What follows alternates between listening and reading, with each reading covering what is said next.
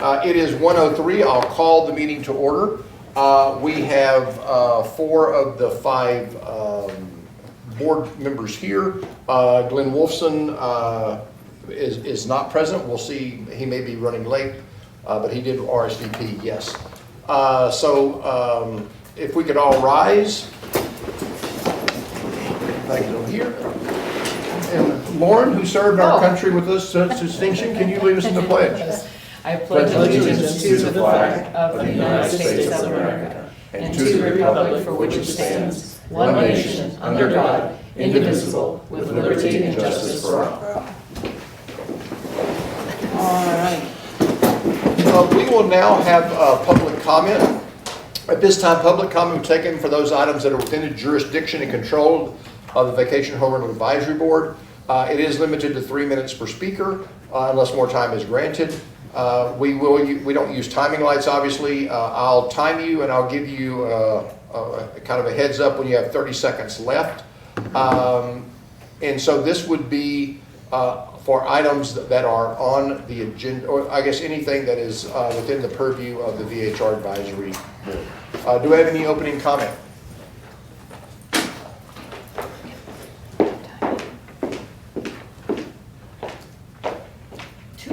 Good idea.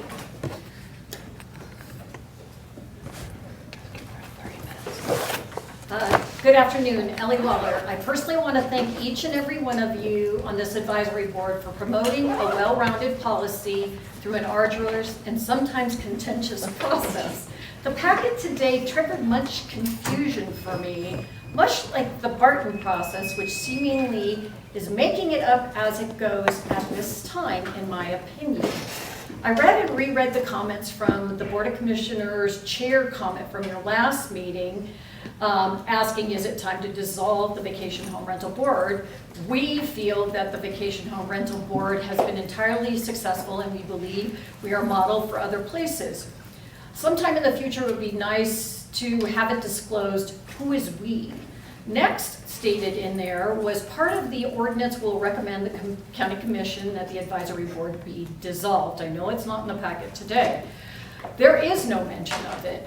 If this was on the table in the near future, this group before you should be afforded the opportunity to weigh in on unresolved issues, your parking lot, before the BOCC final decision for dissolution, in my opinion. This is an administrative action would be brought forward by the Board of Commissioners. Let's not waste any more of the advisory board members' voluntary time. The BOCC agendas will fill up quickly, so decision for dissolution needs to come sooner or later if that is the will of the board. This should be accomplished by the end of the year to avoid any new member selection process issues. No need to waste their time. The Planning Commission is already engaged and can remain as an advisory body. Current issues before you today is providing a code of conduct. This was confusing to me. So does this mean the VHR owners will write their own? What am I missing? They're also using the word expectations, a belief that something will happen or is likely to happen. Human behavior is unpredictable. So an expectation is not an appropriate term in my opinion. Ironclad language necessary throughout the code, and not just the code of conduct being proposed, is necessary. Frankly, a code of conduct, like a code of ethics, is only as good as how and who interprets and enforces. Thank you. Thank you. Was there opening public comment? All right, seeing none, we'll go forward for the approval of the agenda. Do I have discussion or a motion? I move to approve the agenda. Do I have a second? Second. All those in favor? Aye. Aye. All those opposed? All right, it passes unanimously, 4-0. Approval of the previous minutes, which were in your board package. Do I have discussion or a motion? I'll move to approve the draft minutes of April 9th, 2025 of the meeting of the Vacation Home Rental Advisory Board. Do you have a second? I'll second. Second from Patty. All those in favor? Aye. Aye. Aye. All those opposed? All right, passes unanimously. We have one item on our agenda. For possible action, discussion on possible changes to Chapter 20.622 of the Douglas County Code, the Lake Tahoe Vacation Home Rental Ordinance, including but not limited to adding a code of conduct for VHR renters, revising restrictions on VHRs in residential communities north of Cave Rock State Park, amending insurance requirements, amending regulations regarding wait lists and renewal applications, revising requirements on when owners must hire local licensed property managers, revising the membership of the VHR Advisory Board, and amending certain penalties and procedures for violations. What I thought we would do is we would go through the actual changes, the actual verbiage from that Ernie presented at that board meeting, if that's okay with everybody. Or just go through the ordinance section by section by section. Yes, sir. Mickey Himpler. So the ordinance that the BOC received, not the BOCC received, not the one that was in our packet? The one that was in our packet, sorry. Okay. Yes, correct, sorry. To be clear. Yeah, the red line. Yeah. Because this red line is a little different than the one that. Yeah, yes, you're exactly right. Okay, Yeah. thank you.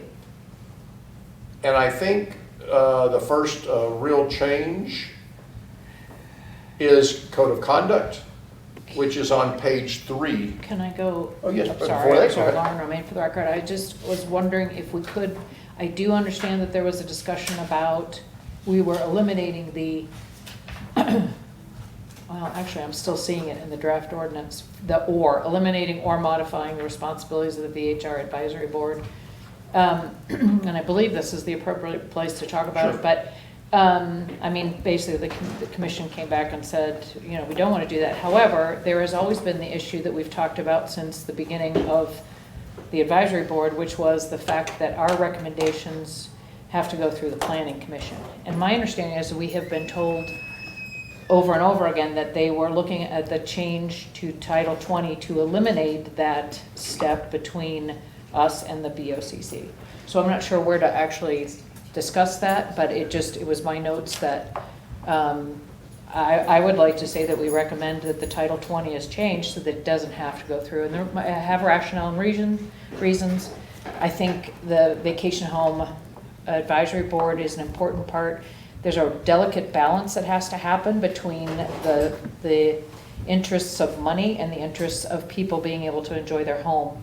And so it takes a specialized understanding of those elements.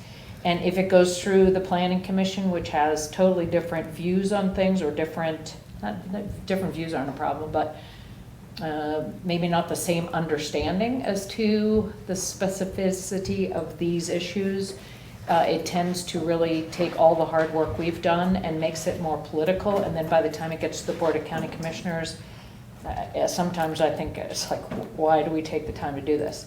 So I really think that this board needs to explain why. If we need reasons, I can put those together, but that we need to request the change to Title 20 that makes our recommendations go through the planning committee. I don't know if that's possible. So you would be in favor of not eliminating the VHR Advisory Board and to modify so that our recommendations would go straight to the Correct. Board of County Commissioners, not to the Planning Commission? Correct.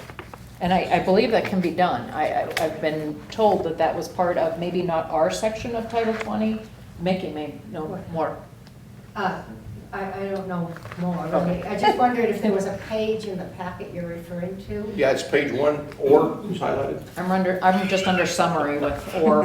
Okay. That was, That's where I that was a position confused. waiting She on started at the waiting end. on a place to make it. So, yeah, we're looking at the first highlighted or on the first page. I'm sorry, I was being facetious, but yeah, on the very first ordinance, it says requiring most VHRs with nighttime occupancy 7 or more, semicolon, eliminating or modifying responsibilities of the VHR Advisory Board and admitting certain penalties and procedures. So on the very first page of the Of the draft or the other? Right. And so that's the first place that there's a mention of modifying the VHR Advisory Board.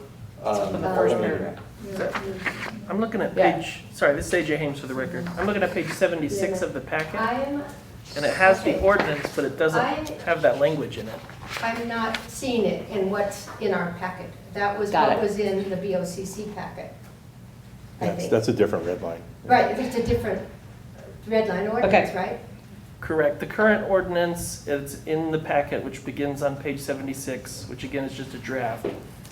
That sentence was modified to just revising the membership of the VHR Advisory Board, because the Board of County Commissioners had stated that they weren't sure whether it was still necessary for there to be a seat designated for a Valley resident. So that's the changed wording that I see in the You're packet. seeing the same thing I am. Are you in the packet? No, No, because I we thought were what in was the sent ordinance to that you us. sent. You sent an Sent. email first, Yes. The packet. and so, yeah, I guess we are looking at the So when I BOC. did my homework before, Yeah. I took what was sent to us then after, because I thought you went through and did all that stuff. So, Right. Okay, So let just me- for the record, we're yeah. talking about, after the BOCC meeting, I sent copies of the ordinance that had been presented to the BOCC. Correct. And that's information that was publicly available to okay, everybody. I can split screens and just move my Yeah, notes. sorry, that's yeah, fine, and okay. that's what I had picked up, because I started reviewing it immediately I need to- instead of waiting on the board pack, so, yeah. Yeah. But thank you for the clarification. Let me- If let it me just- wasn't anything you sent us, it was publicly available information. It was part of the BOCC board package. So the point I'm making is that there was discussion about reshuffling of this, how the process goes. And I was bringing it up then. I can put it in the parking lot discussion for next week if you want. It's up to you, whatever. So,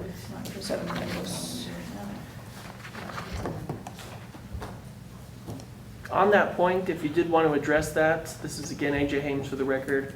So Title 20 does require the Planning Commission to conduct an analysis anytime there's a proposed zoning text amendment. And this is part of our code that was originally within our licensing title, which is Title 5. It was then moved to Title 20 and placed within our zoning section. So it is considered a zoning text, even though it doesn't provide rules specific to a zone. It provides rules specific to a region. It's still considered part of our zoning text. And so anytime there's an amendment to zoning text, that goes to the Planning Commission. and so. Their review is slightly different than yours. You're pretty much looking at policy. You're looking at what would be best for the program, what's going to make it most successful, things like that. The Planning Commission isn't prohibited from looking at those things, but they're more looking at consistency and compatibility with the master plan, and they are looking at the impact of changes on public facilities. I would say that might be the way things are structured, but it is very far from the way things occurred. In order for the board to actually adopt any code changes to the VHR code, they have to both consider the policy implications and they have to make the required findings in our code, which relate to the master plan, public facilities, etc. So there is that piece of it. This board doesn't do, the PC does, the Planning Commission does. Both of those are then provided, but the Planning Commission also dabbles in policy as well. And so that's Dabbling just, is an understatement. that's the structure. So Yeah. that is the reason why there is two steps, because this board does not consider some of those required findings that are needed for any zoning text amendment. So is there wording that we can put in the ordinance that says that the planning committee may weigh in on on VHR advisory board's recommendations if they pertain to the master plan and make the scope of what they're doing exactly what you're saying? Because I think we're all kind of agreeing that the scope was not maybe what it's supposed to be. Yeah, essentially you're saying you'd want to put into the VHR code some type of limitation on the Planning Commission's review. Not limitation, but what you were saying was what they are supposed to do is X, but what happened was X, Y, and Z. And Sure. so what we're saying is where, I don't know where it would be appropriate, but where would it be that, yes, if by law or it can't be changed, the planning committee has an obligation or an oversight to look at the larger part of the master plan. They can weigh in if any of our recommendations have anything to do with the master plan, but if they don't, they should not be part of that. So I don't know how, Yeah. I'm just gonna Yeah. You know how I always lay that stuff in your lap and then leave everything No, at that's your fine. house? You wouldn't have authority to recommend changes to other sections of Title 20. So the most logical place to put it within the VHR code would probably be the section about the advisory board. It states that the advisory board is to provide guidance to the BOCC when necessary. You could potentially add a provision there that says, and the planning commission shall not second guess them, basically, in so many words. I understand that we can't change, Lauren Romaine for the record, I understand we can't change, but I just understanding in the conversation that's taken place from the end of the task force all the way through, it has always been a discussion from county officials that they were going to change Title 20 so that this didn't happen. And so I'm not advocating for that. What I'm trying to say is we've been told since the beginning of this whole thing that we should, but if there's provisions that have to, I understand. And so I'm looking to see if we can maybe streamline the process a little bit better so that we don't run into those issues. So I'll leave it at that and let us go on. Okay.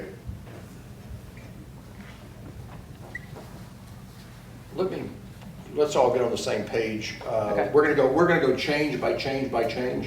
Okay. So I think I'll remember what I had problems with before. So let's all get on the same document. Okay. In the agenda package, yeah.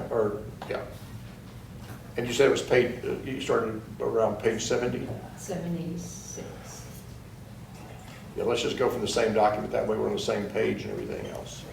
76. All right. So the first red I have is on page 78, which is code of conduct. Is that where everybody is? Yes. Okay, so there's a recommendation to have a code of conduct, and this is where it defines it. Later on, we'll talk about how it's used. I think it's probably worth combining those two for now. So comments about the requirement for a code of conduct? Mickey Himpler, I was confused originally about what the code of conduct meant. Was that something we write?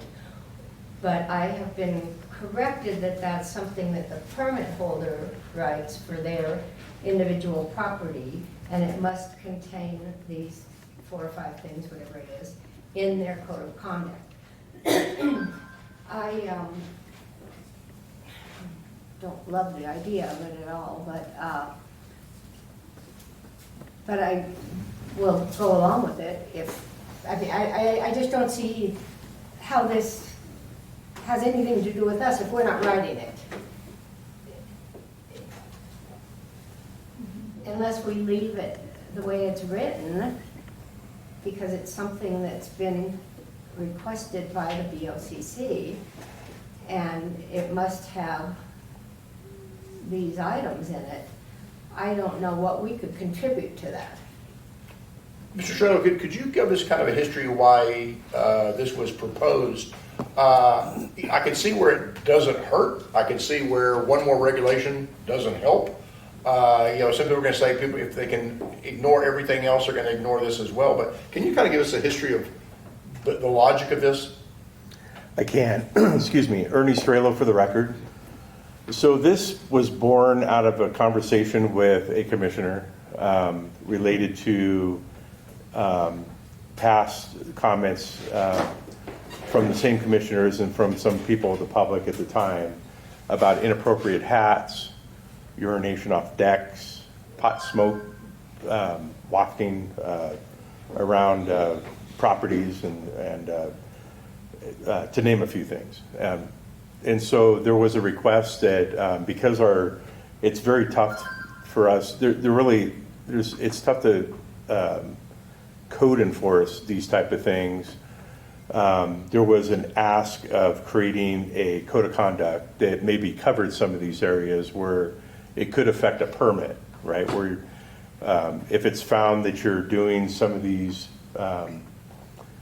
borderline inappropriate things, depending on who you are, based on the aforementioned, there could be, and you're found to be complicit in these actions happening in your VHR, then you can be in violation of a code of conduct, right, as an example.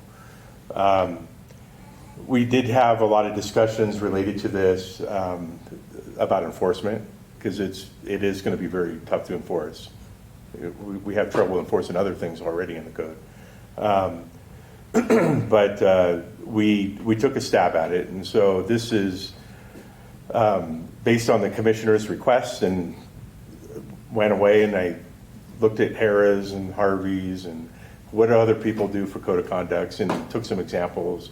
Like, you don't walk through a lobby at Harrah's to gamble in underwear, at least during daylight hours, right? They have conduct. They have a code of conduct that they post in the lobbies and stuff. And so there's certain things they prefer you're not doing. And so mimicking some of those signs that we've seen in establishments, we created an example of what a code of conduct might reference, but we didn't want to write it. We thought it was more appropriate that if you have a VHR permit, that your code of conduct is appropriate for your house, that covers these type of things as examples that we list in the code.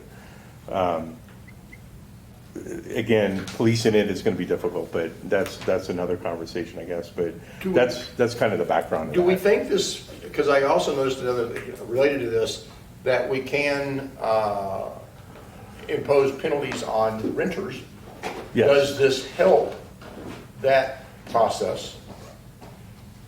Ernie Strela, for the record, it can. Okay. It can help, and you do. Thank you for noticing that, because we did add and/or's renters, also property managers, also in the penalty parts of the code for the specific reason you just mentioned, because sometimes the owner hires a property manager, for instance, to manage their property, and they have all the good intentions, and the property manager is responsible for that, and they're not living up to their end of the bargain. And it's, in our opinion, it's the property manager should be fined. And so we can do both, right? And so, or the renter, for that matter. So yes, it could be interpreted that way. We've also tried to figure out how to enforce like pot smoke and some of these things that we list in here,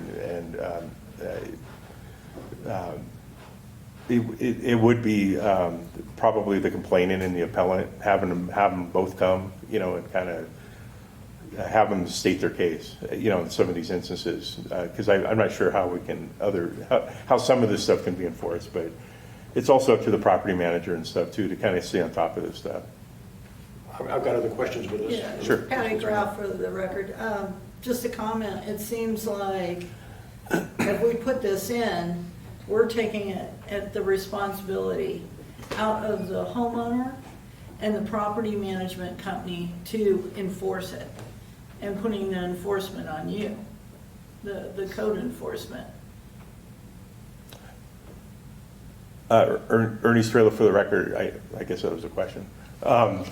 So Statement. I don't know if I saw it that way. I guess I would look at it as like Vacasa. They manage 35 or more properties, and so if they have a code of conduct, they may have a template, right? And so I would put it on the property manager to make sure that the people that rent the property have an adequate understanding, maybe a signed document of the code of conduct that says these are things that are inappropriate on the property, and the county takes it seriously.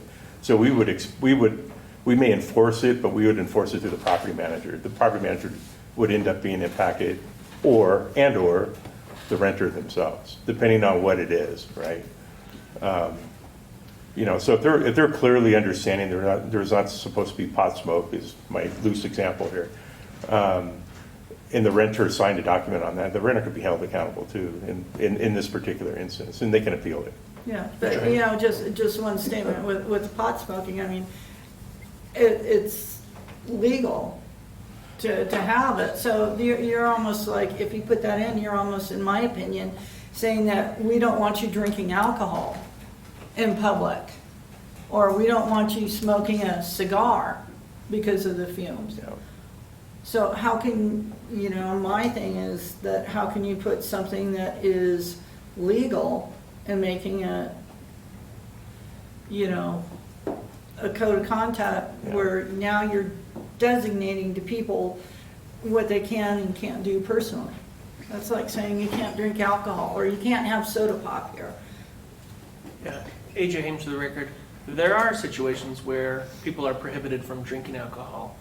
I mean, public beaches sometimes have alcohol bans, and the idea here is kind of the same. This would be not an alcohol-free program, but a marijuana-free program. And so that, I think that kind of answers that.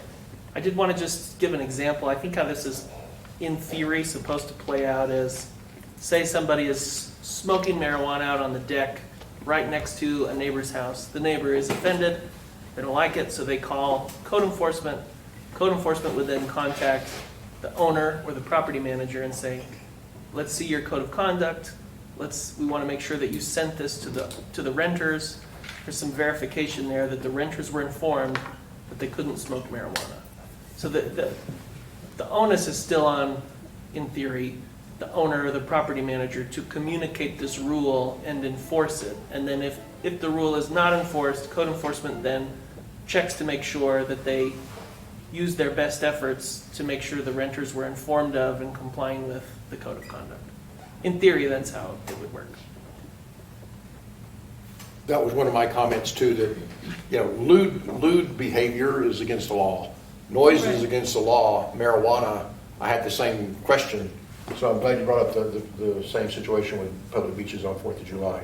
Yeah, but that's public property. Now you're talking about a private residential home. You're not talking public property. Yeah, I So, mean- and then you're also looking at if someone does have it, let's say, and they're smoking a pot or a cigar out there on the deck, it could be the homeowner that's calling, complaining. And then that reverts to calling the property management, and it just seems like it's opening up this big can of worms to try and have code enforcement micromanage. It could potentially, and that would of course be something that the board would be looking at. Just one other example, and you can't smoke marijuana in a restaurant, right? It's against the law. And so the idea here is kind of the same. These are public accommodations. They're privately owned, like restaurants. But since it's a public accommodation, we get to say you can't smoke marijuana there. Yes, Lauren. Lauren Romaine for the record. I just found the last two things to be weirdly specific without, so to me, it's not, as someone who could have lost their job if the next door neighbor had too much marijuana coming into my house, yes, I understand that issue, but really the issue is any kind of smoke, cigars, cigarettes, all that. So it's not the consuming of marijuana, because what you're saying to somebody is, let's say the house is out there, that you are not allowed to consume marijuana in a house. What we're saying is that your smoke from whatever it is you're lighting cannot negatively impact a neighbor.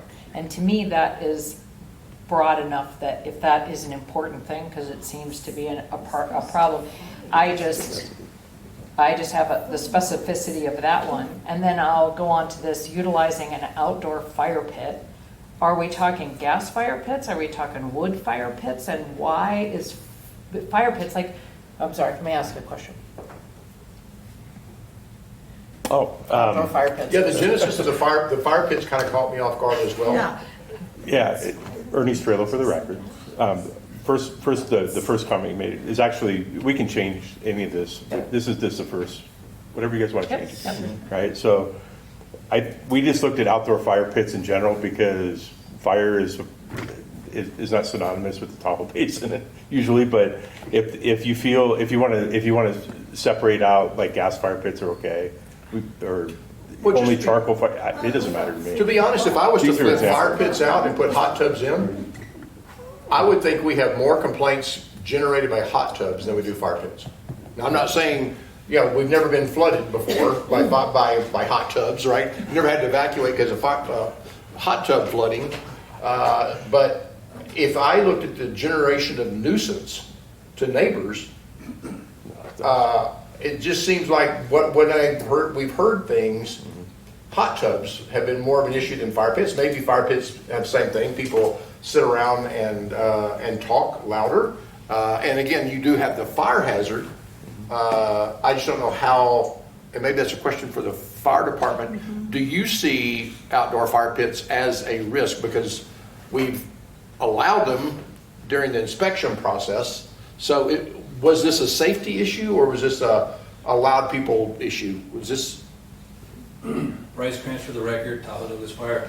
So we require permits for any burning of firewood or charcoal, and that requires an inspection to get that permit. It is free, but that is where we check distance from combustible materials, from the structure itself. And my understanding is those are not allowable for VHRs. What we haven't required a permit for is propane appliances that are UL listed, so things like propane barbecues or propane fire pits. We do, at least we used to take a lot of calls for fire pits. And that is oftentimes a neighbor is concerned because we are pushing those messages about wildfire safety and concerns about wildfire spread through our communities. And so a lot of the folks that live here take it extremely seriously, right? And so they'll call us and we'll roll fire engines out to people's homes where they're having, either a permitted campfire or a non-permitted campfire. And then we always have that right to extinguish it if it is a safety hazard. But they do generate complaints in that regard as people are concerned about the fire danger and they see the open flame. And so they call and it creates an alarm when we roll guys out to go check it out. And that permitting process for us is true for full-time renters. If you want to have a charcoal barbecue, you can do it with a permit.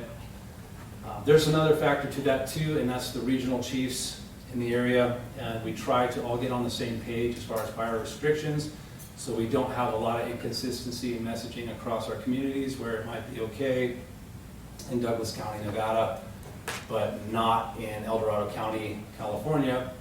Yet our visitors don't always make that distinction across the state line. Like, it's okay over there, but not okay over there. Is it dangerous or not? So that's just a little context for that. Thank you.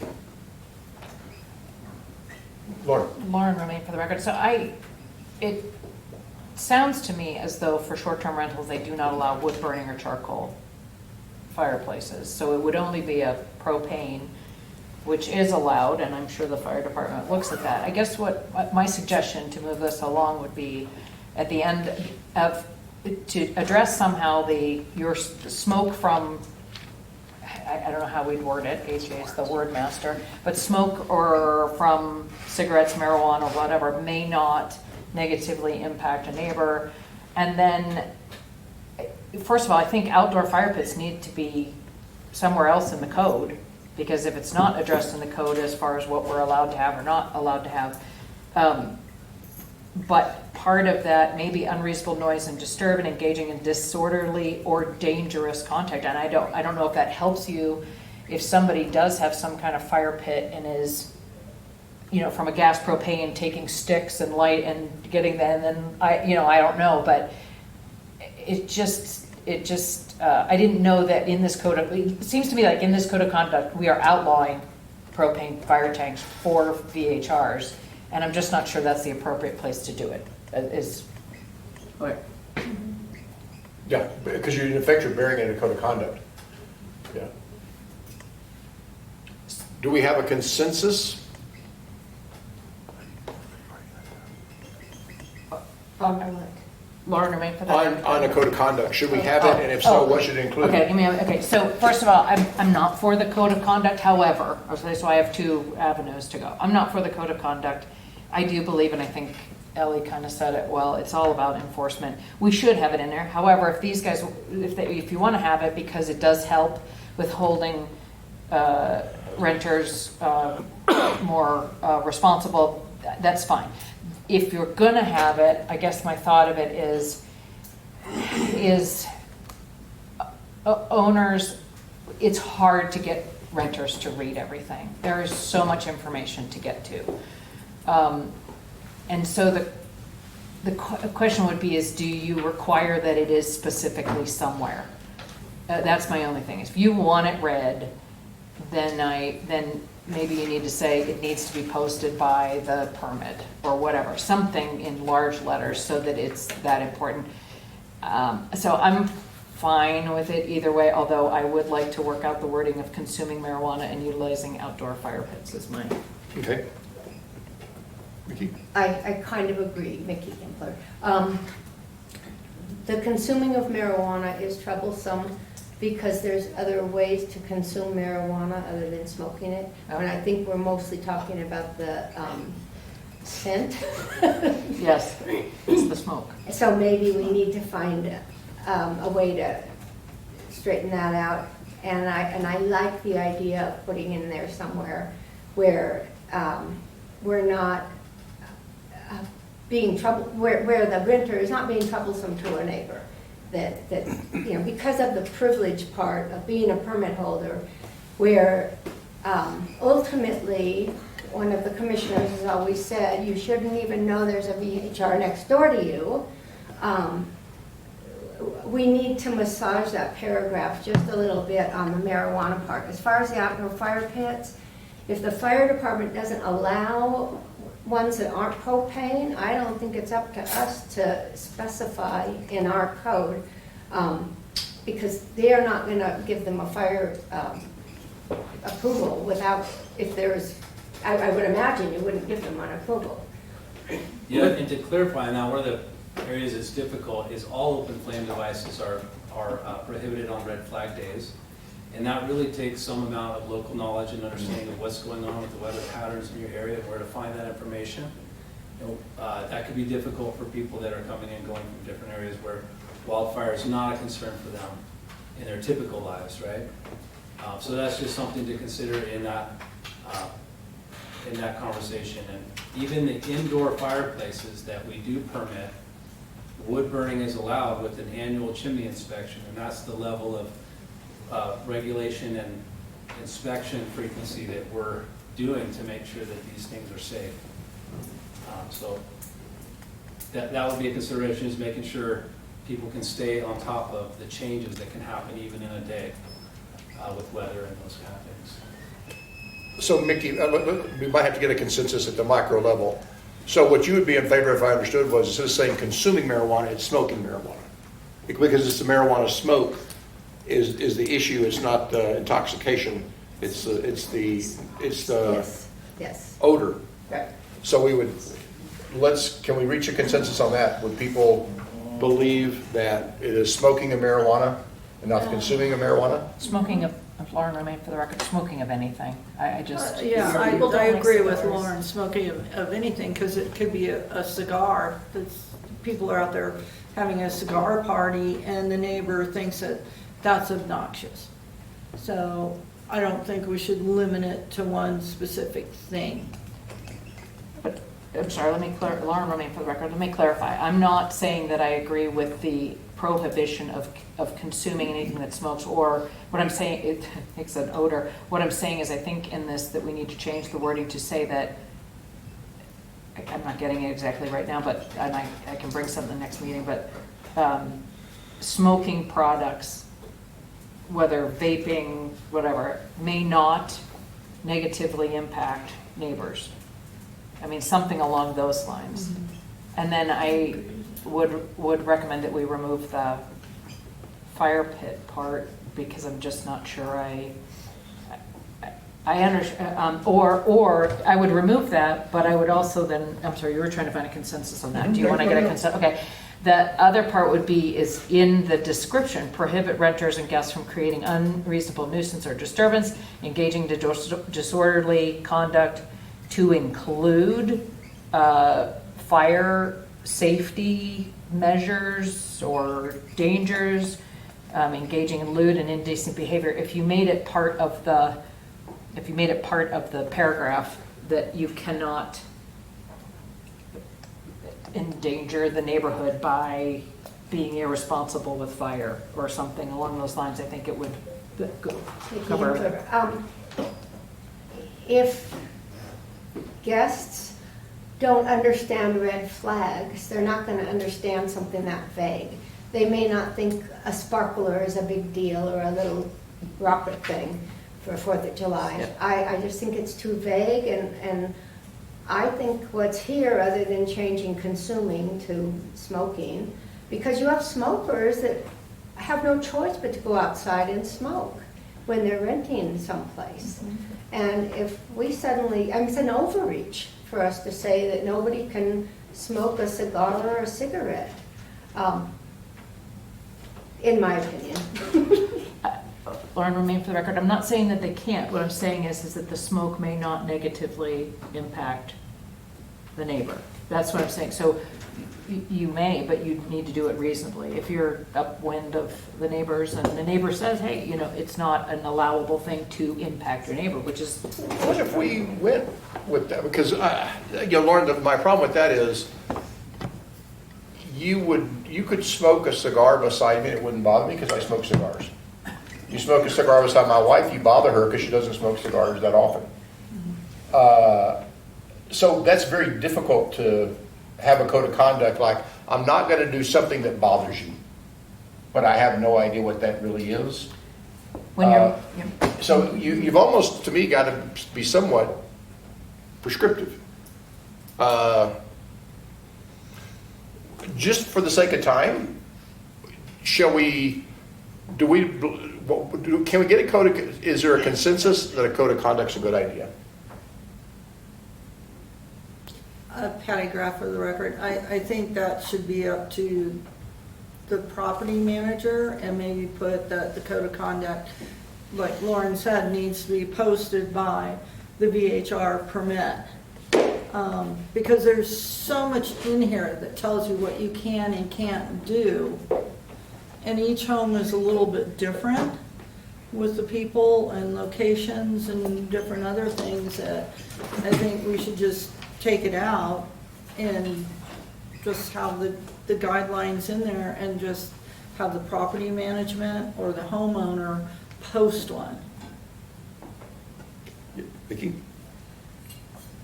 I think we should leave the code of conduct in. Each house is different, yes. That's why the permit holder writes their own code of conduct. We do or don't allow a dog or a cat or whatever, and all these items. And the only thing that I would like to see change, and I'm not going to fall on my sword for it, is the consuming of marijuana, that word.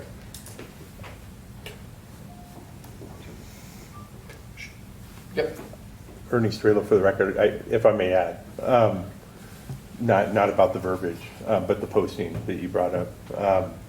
So you'll see later on in the code, I kind of specify a posting requirement, and that's selfish. That was something I want. And the reason is we have a couple sheriff that works exclusively on the VHR program when they go to the houses, and they actually, when they knock on the door and they talk to the guests, they look for the code of conduct, or I'm sorry, the permit on the wall. And we found cases where the permit's like in a closet, not conspicuous place, right? So I wanted it by the door. And so my thinking is in your conversation, when you have the code of conduct, if you choose to go with that, the code of conduct, is to perhaps post it alongside the permit. So when the sheriff knocks on the door and looks, you can see that, and we can train GT on that. What if we came to a compromise that nobody likes? What if we said that a code of conduct is required, and the homeowner should consider the contents of that code of conduct to not negatively affect its neighbors, and should consider the banning of smoking of marijuana, banning of fire pits, et cetera, not make them required, but you have to have a code of conduct. You should use your best judgment on that code of conduct, and things that you should consider are these. Okay, no one. I was assuming no one would like that. I just wanted to throw it out there as a compromise. No one would go for it. Mickey Hempler, I don't dislike it. What I dislike about it is it doesn't help code enforcement to be able to come to a scene and they know specifically that these things have to be in the code of conduct, so they can go forward with something on that. That's the only real troublesome part I find with that. Is there a way to put in wording that does not, if you take it out from consuming, Lauren Romaine for the record, consuming marijuana or utilizing outdoor fire pits, and I'm still in the outdoor fire pit thing, which is different, but consuming marijuana, basically what you're saying is, okay, so prohibit renters and guests from creating unreasonable noise or disturbances, engaging in disorderly conduct, engaging in lewd or indecent behavior, engaging in Obnoxious. engaging in activities which, I understand what you're saying. You may have a neighbor that doesn't care about cigars, and you may have a neighbor that does. That's the important part. If you are made aware that what you are doing is negatively impacting a neighbor, you should have to stop. So it is part of that. And so engaging in activity which negatively impacts, it's too broad for me too. It's, for a neighbor. But it, and then to me, the other part is this fire thing, and I'm not exactly sure whether we should just eliminate fire pits of all kinds for VHRs, if that's an issue. But I'm advocating for removing from consuming on and finding some way to address the fact so that these guys have the ability to say, you stood outside somebody's home where the window was obviously open and you were told, and this is not acceptable behavior in the code of conduct. I don't know if somebody can. Well, is that, maybe that's where the consensus, why don't we reach a consensus that Ernie will listen to our input and come with the second version of this at the next meeting? Yeah. And I'll work on that with Ernie. I like that. I like that. All right, because that's 1 hour on the first one. All right, the next thing I have is on page 80. And I think, can we, I don't think anybody has a problem with the grammatic thing of following residential communities, listing the Glenbrook areas. Correct?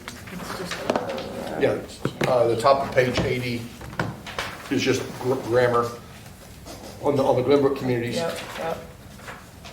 And then we have the changes that I believe are basically the rotation. Well, you've taken out the transition period of Lincoln Park, and then we've also taken out the wait list is back on though, correct? Okay, so the red line that's taken out is simply the transition period, which we're already past. Let's keep the code a little bit more pure, and then the wait list that was taken out is now back in. Consensus on the appropriateness of that? Yes. Can I, Go ahead. I just need to ask a clarification question because yes, I did my homework on the other one.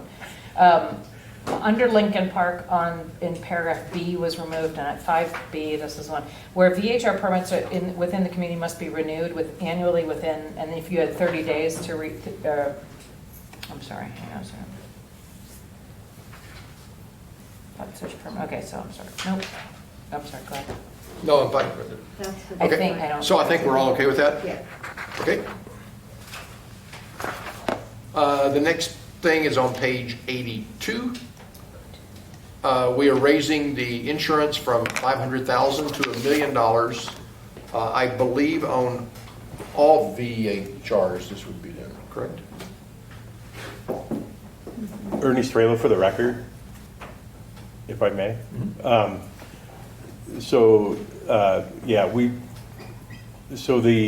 The insurance coverage is a little bit different based on tiers, but what a lot of policies are being written down $1 million because the 500,000 is not enough apparently, and STRs is typically what they call it on the insurance policy. And so there's a little bit more liability related with short-term rentals because of they're treated as a business, right? And so the brokers that we've talked to have indicated that they don't a liability doesn't understand the tier. A liability is a liability, so that's kind of the purpose of that. And then as part of that, which is kind of tied together, the additional interest. A couple of sentences below that. Yeah, named, yeah. Yeah, so additional interest, the definition of additional interest, the county is not a co-owner of the property, and we had it written that way.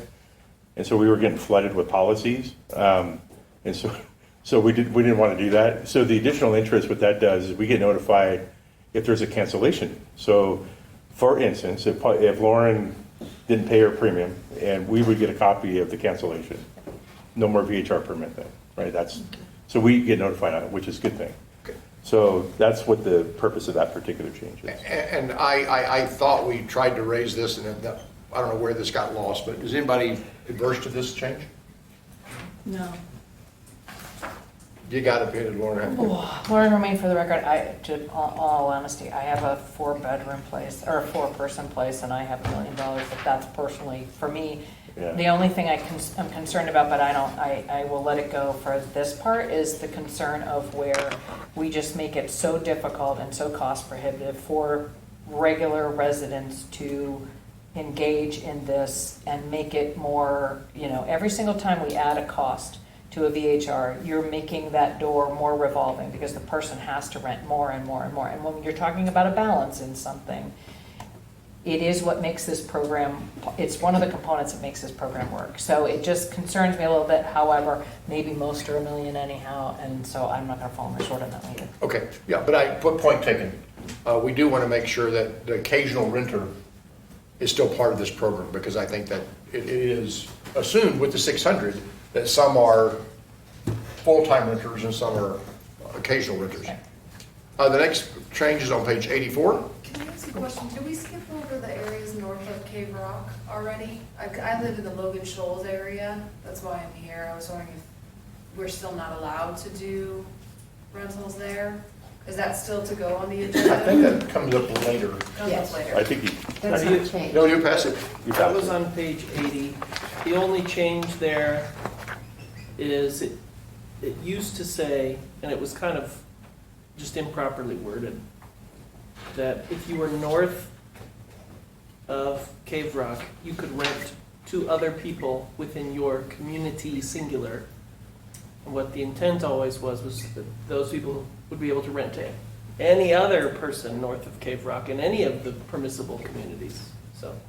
Would I have the discretion to allow public comment if someone's here to talk about one of these things and nothing else? Is that my understanding? Oh, gotcha. Well, yeah, that's why, that was my Yeah, question.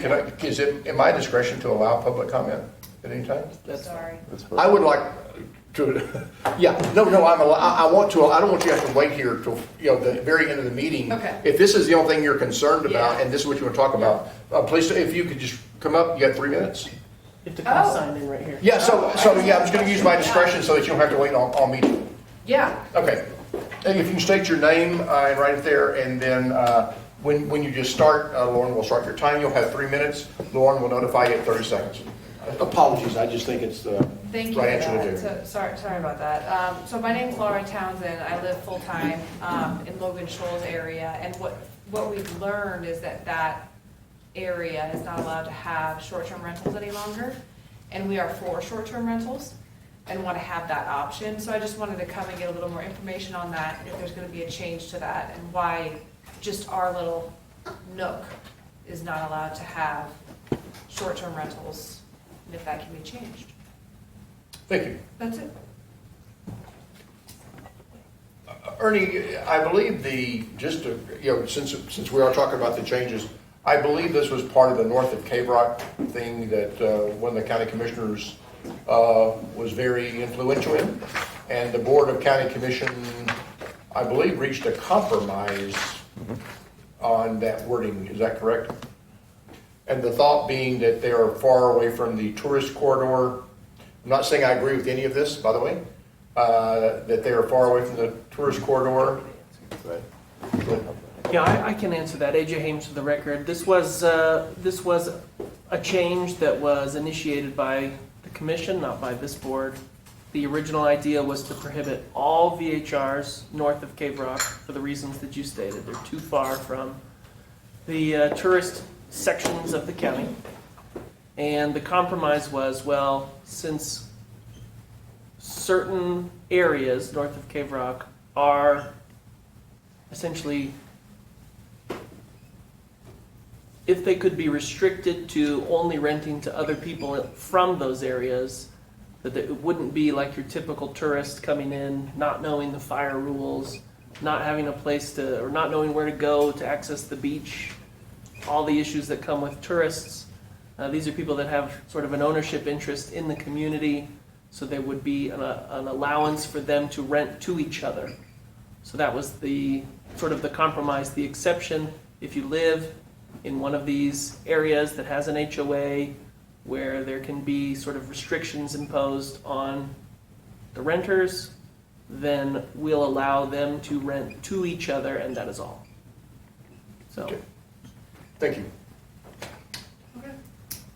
Thank you. All right, so yeah, thank you. And so let's continue on. I think we were all agreed with that. The wait list. The next, the insurance, we were all okay with. The next change I have is page 84. This is still within. I guess the red line is if renewal application not submitted within 30 days of permit's expiration, they'll be required to file a new permit. I've never understood why you have 30 days past your permit expiration to get a new permit. I've always thought you should apply before, or is it?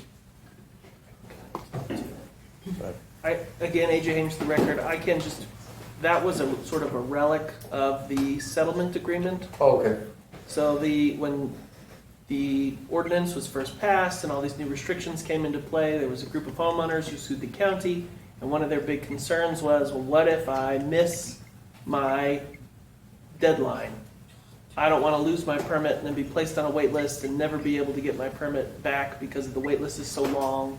I want to make sure I protect my permit, and so that was just one of the settlement terms. Okay. Gotcha. All right. So is it still have to be in place then? No. So we could modify this? Mhm. Okay. Lauren, man, for the record, what would you like to do? Ernie Strela, for the record, I mean, I agree with what the chair said. You know, if they don't file in time, in fact, we actually purged the file at the end of the month. If you didn't renew, you're done. I think that this particular clause was still in here without any kind of end date in it, and I was concerned about that.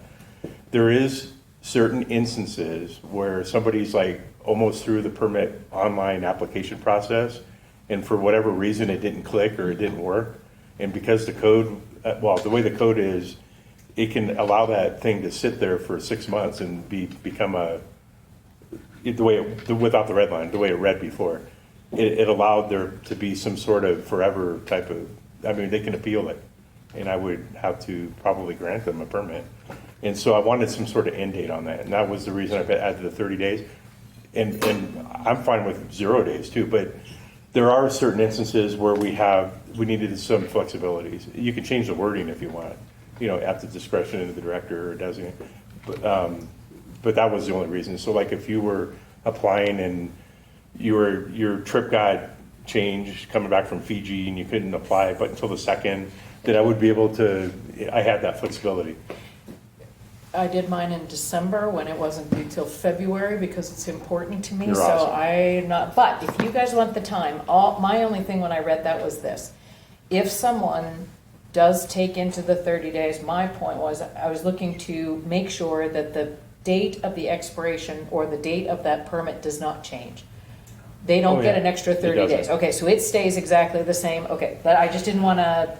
Ernie Strela, for the record, actually, if their application is not complete by May 30th and they're under this, they can't use their permit until they finish. These are very rare circumstances, by the way. I mean, this is not, it used to be, if you recall, a couple of years ago, 60 days for everybody. And what we were having is everybody was taking 60 extra days Right. with their permit renewals. Yes.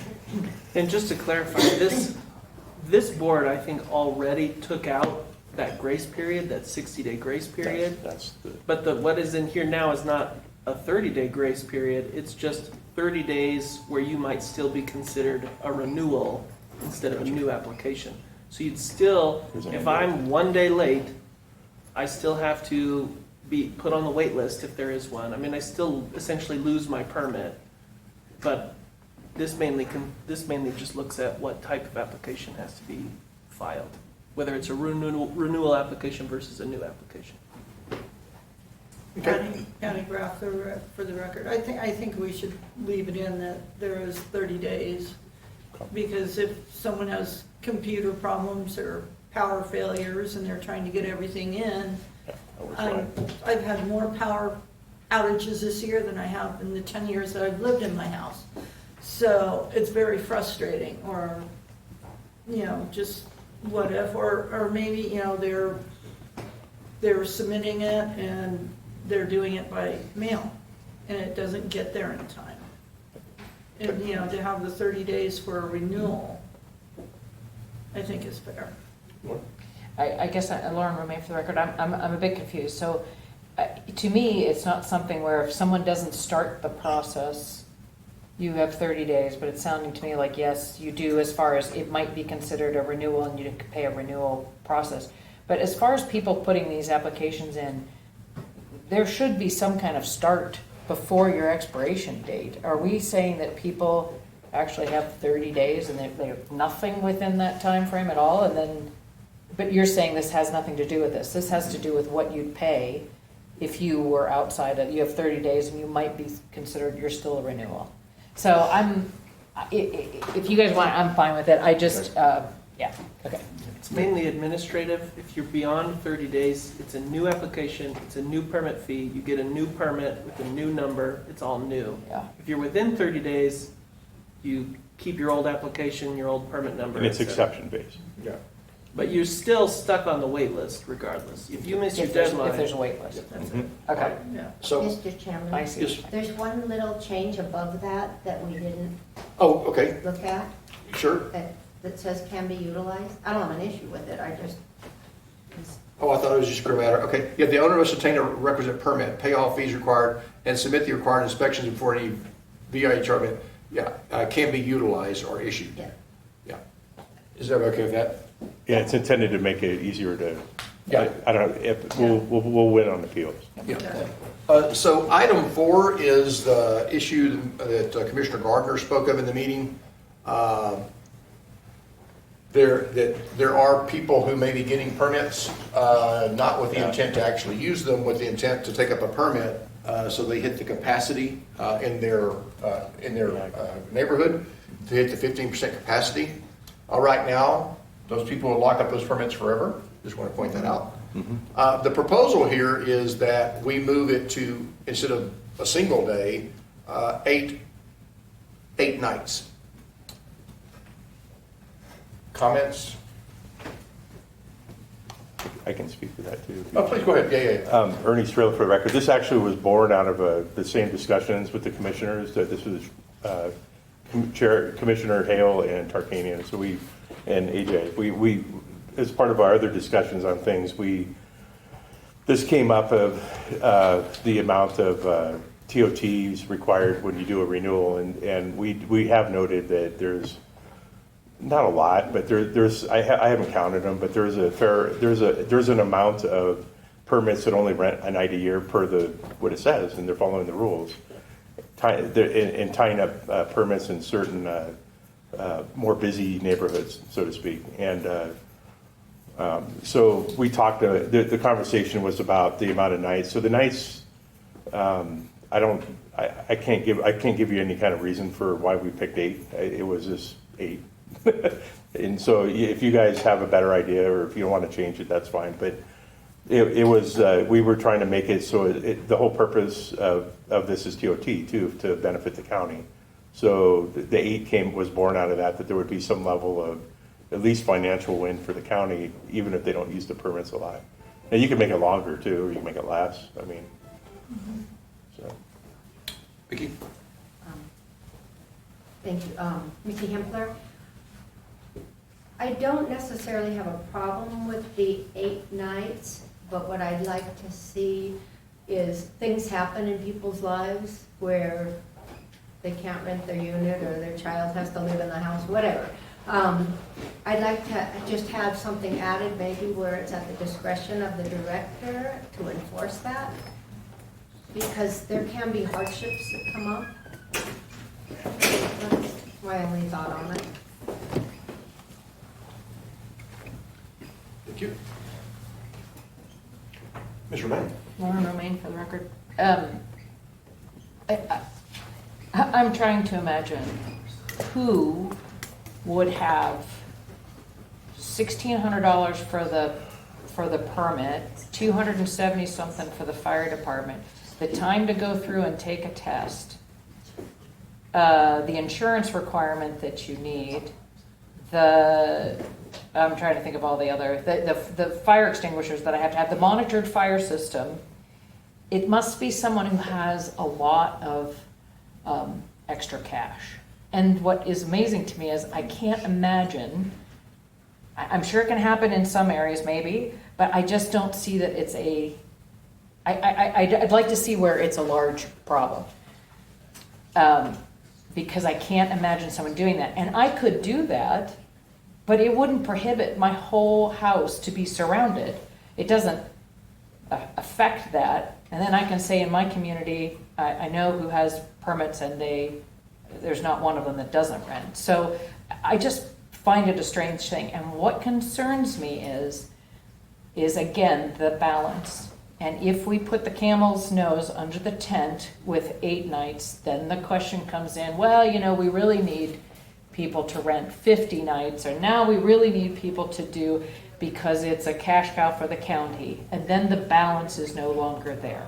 So I'm just curious as to whether we're fixing a problem that's Tahoe-wide in Douglas County. Is it a small place that's affected by this? Because I'd love to be friends with the person who has the amount of money to just go do that for that purpose, which doesn't seem to make sense. So is it kind of localized somewhere, or is it? Couple spots. Okay. So I object to 8 nights. The thing of it is we have to keep a balance, and there are just some people who are not after all the money a VHR can bring in, and we have to still have a program that allows them to have a balance between family coming in and renting their place, or not wanting to rent. I'll tell you personally, I don't want to rent when I'm not home, because I don't want my neighbors to be pissed off. And so I want to be there. And so I don't rent out as much. And so you look at the unintended consequences of forcing someone to rent more. I just have an objection, because that 8 could become something much more down the line. So I would prefer we take it out and then maybe study where the issue truly is, and leave it as it was, I guess would be my preference. I would just say that I think if you've got enough money to do what you just said, Yeah. you've got enough money to pay TOT for 8 nights a year, right? I don't think you're going to change it. Maybe you're getting a little bit more TOT. I think it only works because of the cap, which this was pretty well unanimous, the 15% cap. It only works at the cap. And I think that the way around it is if you're at cap, that you have rotation. Because then those people, the thought is, I'm going to get a permit so that someone else can't get a permit, because I don't want VHRs in my neighborhood. Okay? So it is these small neighborhoods. And so to me, you can make it 8, you can make it 360, and I'll rent my unit for 360 nights a year at $100 and pay the TOT on it. I don't think this is not a significant financial disincentive. For one thing, it doesn't say fair market value at what the thing should be. So to me, if this does not really fix the problem, you fix the problem through permit rotation, similar to Lincoln Park. Now, I understand these are businesses. You don't know, I can understand having a permit and not knowing if I can continue to take a rental 6 months from now if I'm going to have a permit. And to me, I think the answer is to have some rotation basis that a year out, I know I have 1 year left, and because there's a waiting list, I'm going to lose my permit at the end of that year. I think that's the only way to do it. But then again, you know, and I understand that. I've been doing this for forever, have no complaints. Why am I gonna lose my permit? But I can just tell you that you could make this 8 nights or 80 nights. You're not, unless you put a fair market value on there, I don't think you're not gonna price these people out of doing this. 8 nights is not gonna do anything. I would love to know what the TOT they're paying now is. You know, if you're renting a high value unit, are you really renting it? Is your one night rental $800 or $1,000 or $3,000? Or is it $200? I'm paying TOT on $200. But to me, and you know, Lauren, I come back to the thing, you know, when we started this process, we heard from a lot of people, I'm not a professional VHR rental. I rent it. This is my home, and I rent it out. And just like the insurance, all the cuts that we're doing, just little bitty nicks here and there, encourage people to stop renting who are doing it occasionally. The people who need it to pay their taxes aren't going to change. The people who are doing it as for a living aren't going to change. The people who are doing it because it's a nice little bonus when I leave for a couple weeks in the summer to get some rental income, they're the ones who are going to exit the program because now I got $1 million, now I've got this, now I've got this, and now I've got this. And what happens if I don't have it? What if I only rent for 1 month and I try my best, but my unit's not rented? You know, what would have happened if I was planning on renting in August, 3 years ago when we got evacuated? What if that was my month rental and nobody came? All of a sudden I lose my permit.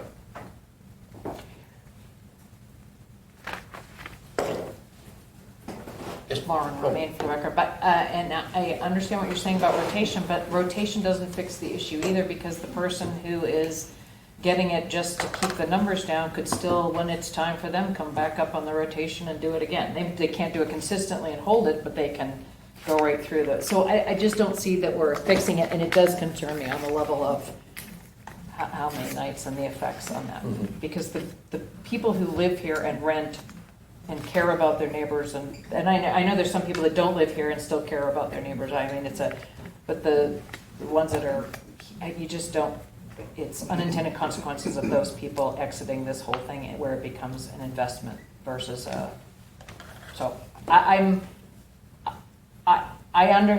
just don't see where 8 is fixing the issue, and so I guess I'm gonna say, I just would say let's remove it, would be mine. We have an idea to remove it. Thoughts? Me? Oh, Anybody but me? I think it's fine as long as there's a discretionary clause in there for the director.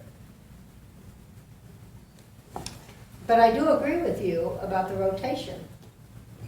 And I didn't think that was something we would be talking about right now. Oh, I'm sorry. To me, it was just, I didn't think this worked. I'm sorry to bring it No, up. it was a good segue. I just didn't have the same segue. But I do agree with you. In constrained areas where there's a wait list, a significant wait list, there should be some rotation. I agree with you on that. Sorry, Patty, I No, that's okay. put it in. Patty Groff. I think the majority of the VHRs are rented. And I think for the ones that are only renting one night, maybe to look at those and see the area and maybe decide that if they aren't using it and there is a wait list, then they can either, you know, rent an average of something in those areas, or they rotate. You know, the people who are only renting it like one day, if they're gonna do that, then have them rotate.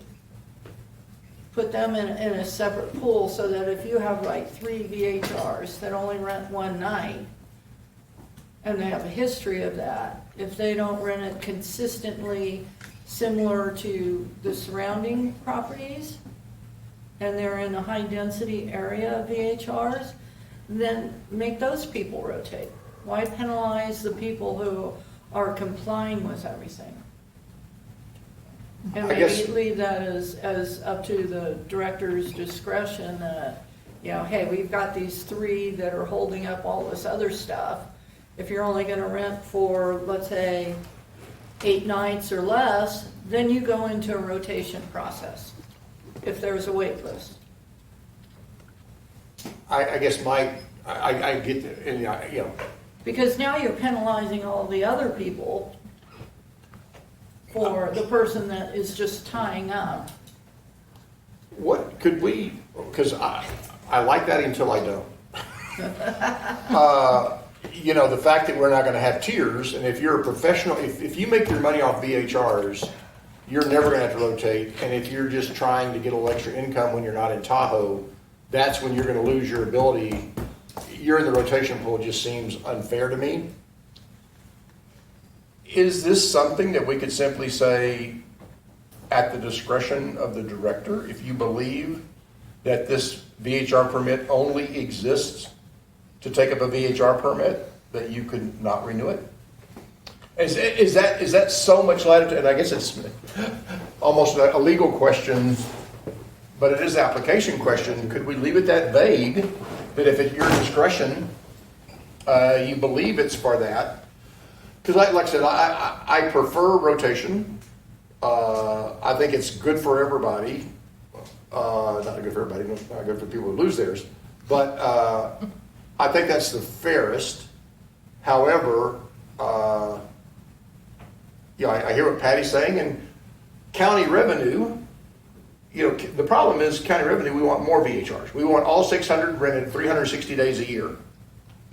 Really bad for the people, but really good for county revenues. Would it be too much discretion to say, at your discretion? Ernie Strela for the record. Yeah, the VHRs have been trending down, so we're down to like 535 right now for the last 2 years. So, yeah, I mean, that would be fine. I mean, it's appealable. I mean, if they feel that we're pulling a permit, you would hear it anyways if they want to appeal it.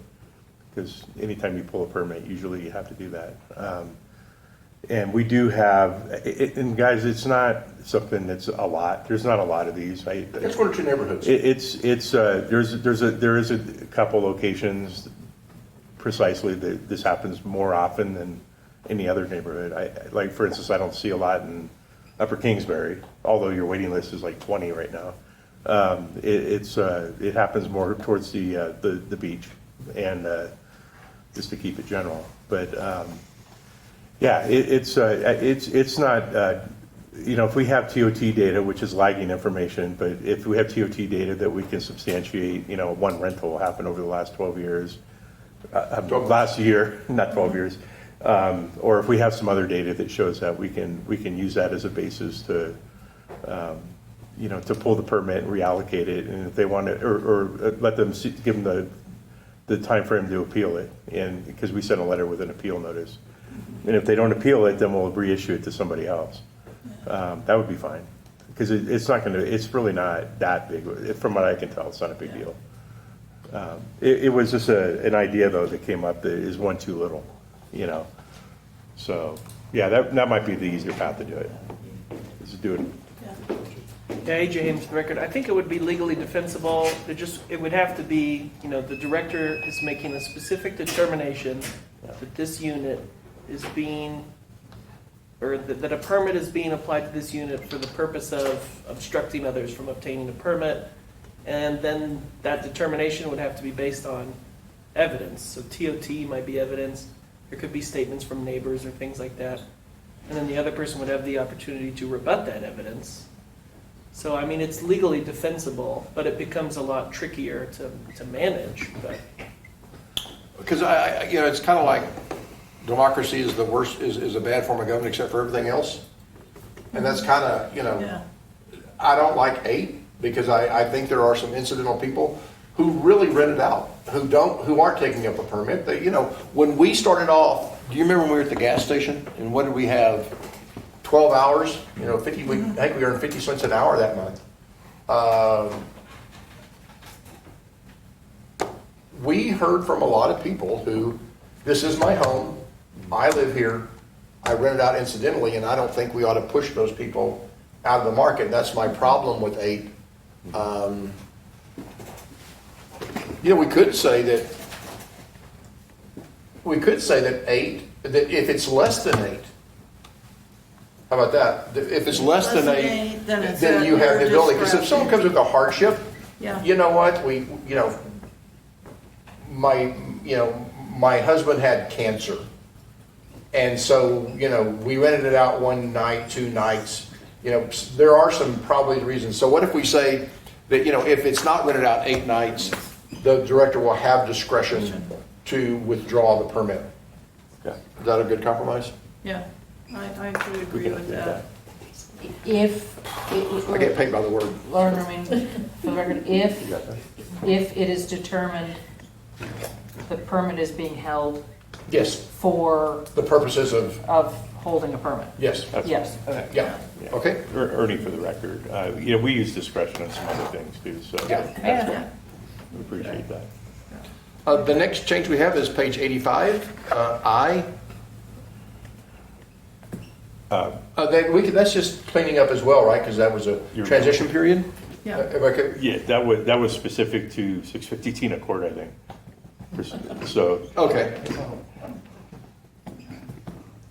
All right, the next change we have is on page 86, .040A1. All locally licensed property managers is required for all tier 2 units with a nighttime occupancy. It used to be 10, and now it's 7. And for all tier 3s, unless the property is managed by a homeowner. So we're moving professional management from 10 to 7 or more. So 6 doesn't, 7 and more do. Mr. Taylor, let me ask you a question, then I'll kick it off for other comment. Do we see a correlation between, is there data or anecdotal information that you've seen managing the program that you think this would help reduce complaints?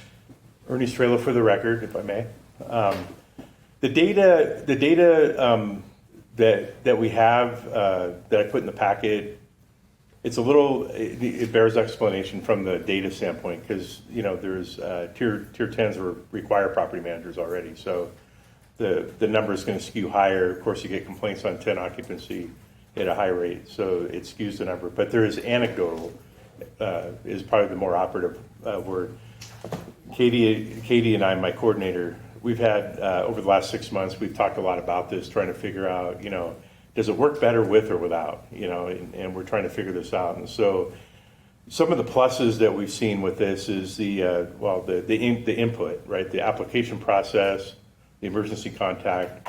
You've heard me talk about maybe in passing in our conversations with emergency contact that our code does allow us to find property managers if they don't answer the phone within 30 minutes on complaints when they're called directly. And the first 2 years that we required property managers, it happened quite often. And it got to a point where I'd get in shouting matches with some of these property management companies, the big ones, and started telling them that, if you're managing 50 properties and you're having a problem with one property, it's multiplied by 50 on your fine, right? And so we suddenly started getting really good compliance on this. We haven't had a problem in the last year, I think. Prior to that, we would have occasional problems where they would pass the phone around, people didn't take the test, so the emergency contact first part of it got fixed. We've had very good compliance on that, and the evidence of that is my Tahoe coordinator, Michael, when he goes around and he's on duty, like right now he's working graveyards on weekends, when he's working swing shift or day shift, and he gets a code complaint or we get something through the VHR hotline or even direct to the sheriff, he's really quick about calling the emergency contact, and our test is always trying to, did they answer, right?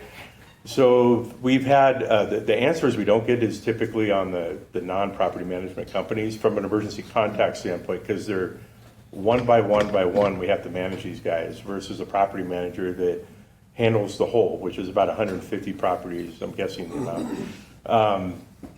So that's one benefit of that. We've had, we get fast responses on corrections if there is an issue. As you know, recently we've had we get complaints directly to the sheriff's office, or they circumvent our defined process. It's not required, but it's defined, where they call the Granicus or the host compliance hotline. They may go directly to the sheriff because they don't know the process. We're finding in a lot of cases the complainant lives in San Francisco, and the VHR owner lives in San Ramon, and so these people just don't know the rules when they're up here, and they're up here visiting. They're enjoying their property. They don't know about host compliance. The property management companies seem to have better controls in some of those areas. They can't really stop it all. We get a fast response. We get a quick notification of any issues. So even if it does go to the sheriff directly, we found that, especially recently, we've had an instance where a call went to the sheriff, and as soon as the sheriff showed up, even though they weren't contacted, the property manager was already on it trying to correct the problem. And you'll hear this on the 25th, unfortunately, but they did kind of go fast, and we see that as evidence in past corrections where they've done that. And again, it's a clear contact. We have a person. We have a forehead to push, is what my old boss used to say at Thermo Fisher. Right? I know who to talk to. Right? So, but the property management and the cons of not having a property manager. We found that there's 28 property managers that choose to have 9 occupancy to circumvent the process because they live in the Bay Area, they live in Los Angeles. They pick 9 because they don't have to have a property manager, right? And they could be having 10 residents in there. I mean, I haven't caught them, but they could. I don't know if they do or not. We find that some individuals, and the vast majority of individual property managers do a great job. But there are instances where the ones that don't, they do a terrible job. And you've heard some of those appeals. I mean, they're egregious. I mean, some of these. And so, for us, it's just easier to work with these. They're quick with the applications. They're quick with the documents. Once they've done one, they can do 50. They really understand it. So from a county perspective and administrative perspective, they're easy. From a reporting perspective, they respond quickly if they're called. If they're not called, then they go as quick as they can. And so that's really and so the reason to go from the original purpose was to go to 9, just to make sure that we stopped that little cheat that people were doing. And then, we looked at the amount of calls we're getting, and we're still getting a lot of, 8s are like 200 of our permits. And we get a decent amount of calls on 8s and 10s. So it's like, well, why don't we doing this for both? It's kind of the common sense in my head. What's the difference between 8 and a 10? They're still noisy. They're still have parking problems. They're not, and just to be clear, we don't get a lot of calls in general. We don't get a lot of code complaints anymore like we used to. And the calls on noise are people being maybe a little loud in a hot tub or something like that, which is not permissible, but it's not like a rager like we used to get. We used to have massive parties that we had to deal with. But the kind of complaints we get are kind of similar for both of those particular occupations. 6 and below, we don't get much. So just to be clear, if you are within an hour, you still don't need a property manager, Yeah, even if same it's a 10, but we are going down to 7 for remote owners. Yeah, we don't have a 7 occupancy. I didn't see any 7s in our database right now, but if somebody, I didn't want there to be a way to circumvent that. Yeah. So that's what the 7 was. Yeah, when it's city, yeah, okay, yeah. Yeah, So let's, but it's up to you guys. okay. Lauren Romaine for the record, so there's just kind of so much here. I have a bunch of VHRs around me. One is operated by a property manager, the other one is not. They live on the East Coast. Never have a problem with that one. Always have a problem with one with the property manager. The one on the East Coast went to 9 because they didn't want to get a property manager. Never had a problem with too many people. They blocked off a bedroom. They just made their own personal bedroom, not a room that's rented. So, we had a lot of things in our recommendations before that were lowering things, a lot of things. And first of all, I guess what I'm saying is I've seen someone circumvent this for real reasons. They basically, and I have to think of this, the more they have to pay, the more they're gonna rent, which I understand for the county, that's great. For us, it's the, more people that do come in. However, they manage it really well. But what I'm saying is it goes back to the same thing again. We're asking people to pay more money to do something to this, so therefore you're gonna have to rent it more, which, where is the balance in that? So I've seen people do 9, and it's not circumventing, it's just, they just said, I don't wanna do this, and never had a problem with them. You said something where property managers call you back, but everybody has an emergency contact, right? So the emergency contact needs to call you back, whether they're owner done or property manager done. And then my other point is, I have a property manager, but I file out the paperwork myself for my inspection. So there's no requirement for someone to have a property manager to fill out the paperwork. I hear you, I understand what you're saying. It's easier to work with one person who's filed 50 of these than me, myself, who only does that once a year. But again, we go back to that same thing of balance and people, and are we here to foster only investors who want to make money, or are we here to foster a VHR program that is for everyone in many different ways to work within the community? And so I understand what you're saying. I just don't know if I feel like it fixes what we're trying to fix. Okay. Patty Draft for the record. I agree with Lauren. And I think now that we've gotten so much of this in there as far as requirements, ordinances, and everything else, that the complaints have gone down. People know that we're very strict on these things. And now you're kind of penalizing all the people who are doing a really good job to try and hire someone if they have 7, or if they have 8 in there. Like Lauren said, her one person that does it themselves hasn't had any complaints. I think we should just leave it the way it is, and the people who, have complaints, go ahead and find them. Don't penalize the people who are doing a really good job for the few who aren't. And it's so specific as to what they need to do, and they go through the course, they have to take the test, then the liability should fall on them. Vicki? Mickey Hempler. I don't disagree with anything Patty or Lauren has said. However, this has obviously come up for a reason, and in my opinion, we want to make it as seamless as possible on Ernie and his staff. So this has come up for a reason, or it wouldn't be here. So I lean again towards going with the discretion of the director as to whether or not a property manager is required. I would say the exact same thing. The problem we're trying to do, Ernie, do you have any idea how many unique properties have complaints? In other words, we have 75 complaints, but are they really 7 properties with 10 complaints each? Or are they 75 properties with 1 complaint each?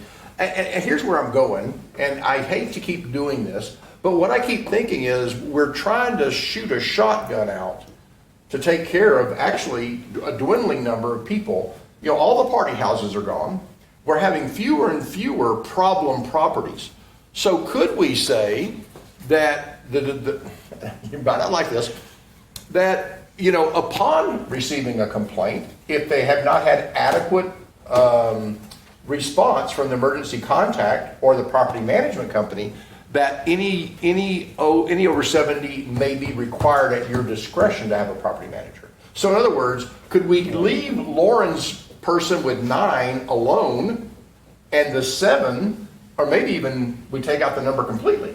Because it does strike me as odd that if you really live here and you're renting out your house, you're not an hour away when you're renting. So, it's kind of a loophole to begin with that because I live here, I don't have to have a property manager. And I'm not living here when my property's rented. You follow that? In other words, maybe like you lived in the valley and had one up here, so maybe you're unique, but if you're actually renting out the house you live in, you're actually not within an hour probably, unless you're a very boring person who goes on vacation in Reno. You're not within an hour when you're actually renting. So could we use a discretion here and say that, if there has been incidents of improper response, the director at his sole discretion may require professional management? I would agree to that. I know I'm making your job just worse every time I open my mouth, but I don't know what else to do. Lauren, I mean, for the record, but what you're proposing does an amazing thing. It holds the not good VHR people accountable, and it fosters the people who are doing it right and doing it well. And that is what we want. Because if we can eliminate the people who don't look at this seriously, don't take it seriously, don't care, just want the money, then we eliminate the problems for ourselves all over through many things. So, and I would say too about the process of applying for this, you guys have done an amazing job of getting that program, and there should be no excuse for a normal person, and I'm sure you have run into people that aren't normal, but I have a folder, I've got all the things that have to go. It is so much simpler now. So I know before it was harder. I'm saying you did a really good job of making it better. It would be interesting to continue this later on, but I like what you're proposing because it does exactly what we're talking about. Foster the great ones and hold accountable the ones that aren't. Yeah. And it's going to come up on our, and I don't want to, we're not going to probably get to the parking lot today, but on that parking lot's a menu. If your only penalty is a death penalty, everybody gets to speed, right? Because no one's going to be put to death for speeding, right? And so I think when we get there, you see? Keep going. Okay. I'll get I think when we get to that point, we need to think about this discretion. It doesn't always have to be a $20,000 fine. It can be the requirement of a property manager. It could be, you can't, in other words, we have a very limited menu of punishments. And if we can allow more discretion and provide you a greater menu of these things, then you can micromanage some of the problem properties. At your discretion, you can require a property manager. At your discretion, you can limit parking. At your discretion, you could, maybe, say you can't rent for 3 months, something else. But that menu of punishments, the more granular it is, the more targeted it can be, and the more likely you are to do it, because you don't have to, if I'm going to have to fine someone $20,000, I don't want to do it very often. That's a lot of money, right? Okay, so that would be our consensus here. Yes, Okay. I think so. All right, the next change. Oh, I know. Sorry. Ernie Strela for the record, if I may. I just want to make sure I understand now. So are you... So what it would be is that in the section on property managers, Right. the director, based on responsiveness from emergency contacts and owners, the director has a discretion to require a property manager on any permit, even a 4. In other words, I've got I got a 4 place, but every time I go on vacation, I turn my phone off. I go on cruises. Yep. I'm the manager because I'm local. But I'm nowhere to be found. So anybody who has, not just 7, anybody who's not responsive to you, you have the discretion to require a property manager on any permit. So, Ernie Strela for the record. We're not I thought I heard you say you were going to take away, we're not going to require property managers for any tier? Oh, no. We didn't say all the existing property managers Okay. apply. Yeah. It is, Yeah. no, what I'm saying is we're going to keep the current property management structure, but Okay. give you the authority to require a property manager on any property Okay. at your discretion based on the responsiveness from emergency contacts and property managers and owners. No, I like that. Okay. That's okay. I just want to make sure I understand. Sorry, yeah, because Okay. The next thing I have is on page 87, we got an and, I'm going to assume everybody's okay with that. 3, okay. The owner must immediately notify the county in writing upon the change of local contact, local insured property manager, and/or the telephone numbers. And then the change must be posted in the interior near the entrance of the VHR. Yeah. Anybody? Nope. Lauren, right for the record, why isn't it just and the telephone numbers? Why is it or? And or if you keep your same property manager, but he switched to Verizon, now he got a new number. Okay, I got you. Thank you. And near the entrance of VHR, everybody's okay with that? Okay. And then there's a change from will to may, so more discretion here. All local contacts, owners, local licensed property managers shall have successfully completed VHR training course and achieved a qualifying score on the county administered test. Once certified, local contacts, owners, local property managers may not be required to become recertified. So I think this is just giving Ernie discretion. We've had some issues. You claim you didn't know, so we may require you to take the test. Sorry. Ernie's trailer for the right. Yeah, I mean, the purpose of that, when we do changes to the code, I usually push out a requirement that everybody has to retest, right? Because it doesn't make sense to test the old stuff anymore. Yeah. So we actually update the test a little bit. Okay. But, okay, wait, Lauren Roman, for the record, okay, every single year, owners and property managers and licensed emergency contacts have to take the test, No, correct? No, Why- no, it's why- not why- required. It's one and done unless, It's usually, it's not required every year. I have to send in my results. You send it, well, you can send in your old result. You don't have to retake it every year. So, thank you though. Thank you for retesting. There's no, we don't see My it. husband had to take it, and before he was never home, so I'm it was sorry. like he was taking it too, so. I can tell you the rationale. To me, I would think that in order for you to have your VHR permit, you need to sit down and take that test and get yourself, although I have a couple of questions on some of them but I think you should have to. I don't think I should be able to turn in. Yeah, Ernie's Trello for the record. The reason I don't, it costs a lot of money to keep pushing out those tests. But I mean, that's one reason. But the main reason is I usually push out a new test, usually about 1.5 to 2 years when you guys do like this. I'll have to revise the code again and I'll push it out. And so when you go for renewal, you'll probably have to take the test again. And so more generally than not, because of the frequency of us changing it, Yeah. it typically gets pushed out almost annually anyways with a new test, but it's not required. We don't, once you've taken it, but thank you for that. We appreciate you staying up to date. And I got an 80%, which is. Oh, that's not a good, that's not, you don't want to tell let's have people. a goose and gander thing. I don't think we've ever been required to retake the test. Yeah, it's like AJ and I flunked it the first time we took it. I so- took it the first time, but I don't think I've ever taken it since. Oh, not again. no. Yeah. Yeah, the first time. The first test was terrible. We fixed that whole thing. But I don't think, it probably good, when you put out a new test, it would probably be a good thing to push it out to us, just so. I can send you a link. You Yeah. can take it.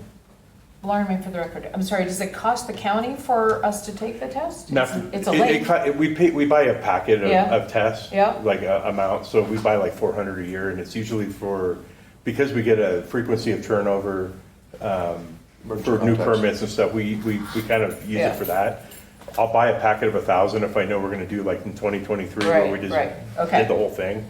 So financially, it behooves Douglas County to It's a- not it- have us retest. I'm No, okay no, with no, the- I always have leftover tests, but it's not, Okay. I don't have 500 leftover tests. Right. And actually, if you think about it, if we have 500 and you have 2 owners, it's 1,000. And So it's emergency a lot. contacts, you're probably So, 2,000. yeah, so understanding Yeah. the system now, I guess May is fine. It's not a big financial, Yeah, no, it's but- just another thing, Yeah. and so it's like 300 versus 1,000, so. Let me go get my last year's test results. But I'll push it out to the folks that haven't taken it if you want to take it. No, It's not a problem. That's all right. I'll push it up to Ellie too. Talk about an ace. Page 87 at the very end is our code of conduct, and I think we've agreed that Ernie and I are going to work together to think about the code of conduct, taking our comments into play. Page 88, number 6. This was one of my comments. The owner must use best efforts to ensure the renters or guests follow the code of conduct and do not, violate provisions. Then there's a new sentence, owners must notify the renter's code of conduct, okay. And then owners must ensure local contact. Oh, I guess the other one, sorry, this is a different version. Because one time it said it's required, and the next time it said best efforts. Okay. We fixed it for you. Okay, so page 88, is everybody okay with that wording about the code of conduct? Okay. Page 89, we're adding code of conduct, which we'll talk about next meeting. Page 90, we're adding code of conduct. And then at the very bottom, so on violations, we've taken out in addition to other civil remedies. Mr. Chair, if I may? Yes, please. Thank So you. for this whole section, AJ Haynes for the record, section 050, there's a lot of red lines, but there are actually not a lot of changes. Okay. So a lot of it is organizing it. Like we had fines in 3 different locations, and we had if you do this, your permit can be revoked, and then 5 provisions later, if you do this, your permit can be revoked. So what we were trying to do is anything that talked about fines, putting it all in one spot. Anything that talked about losing your permit, all in one spot. So it's really just a reorganization. There's actually not a lot of substantive change to this section. Except at the bottom of page 91, we've had in number A there. Yeah. We said, or who held a valid, there was actually some missing verbiage in the code that it was on appeal might be subject to a reversal of a fine because we didn't add all the proper people, right? There's like non-VHR, I never had a VHR, but yet I had a VHR permit. So there was pieces that we didn't have in there properly. Okay, because I thought that was strange too. Yeah. Because to me, if you held a valid permit but it was revoked, Yeah. you didn't have a valid VHR permit. Okay. Yeah, Bonnie comes That's- and yells at me if I don't Okay. have that word in there. By the way, while we're on And the then- subject, go ahead. Just above that, sorry. to interrupt. Please. B is also technically new. That's Oh. sort of the procedure for sending out notices of violation. That isn't new, though, to code. That's found elsewhere in Title 20. And so the code enforcement officers were already following it, but we wanted to adapt it so that it was VHR specific. Okay. So anyway. Any comments about that? But quick, because this is where it would come up. When someone has a permit, you've revoked that permit, but they appeal that revocation, are they still able to rent? If they have a permit, and Ernie Strela for the record, any VHR owner that we fine or we revoke a permit on, and they appeal it, it stays the appeal, it stays the permit revocation until the final appeal. And is through that the just BOCC. required? That's just a legal principle? It helps protect the county. So Okay. if we wrongfully revoked somebody's permit, Oh, then and they then were it harmed. took Okay. 3 months to reinstate it, and then they've lost 3 months of revenue. I see. So, But the Okay. clock starts from the last appeal date.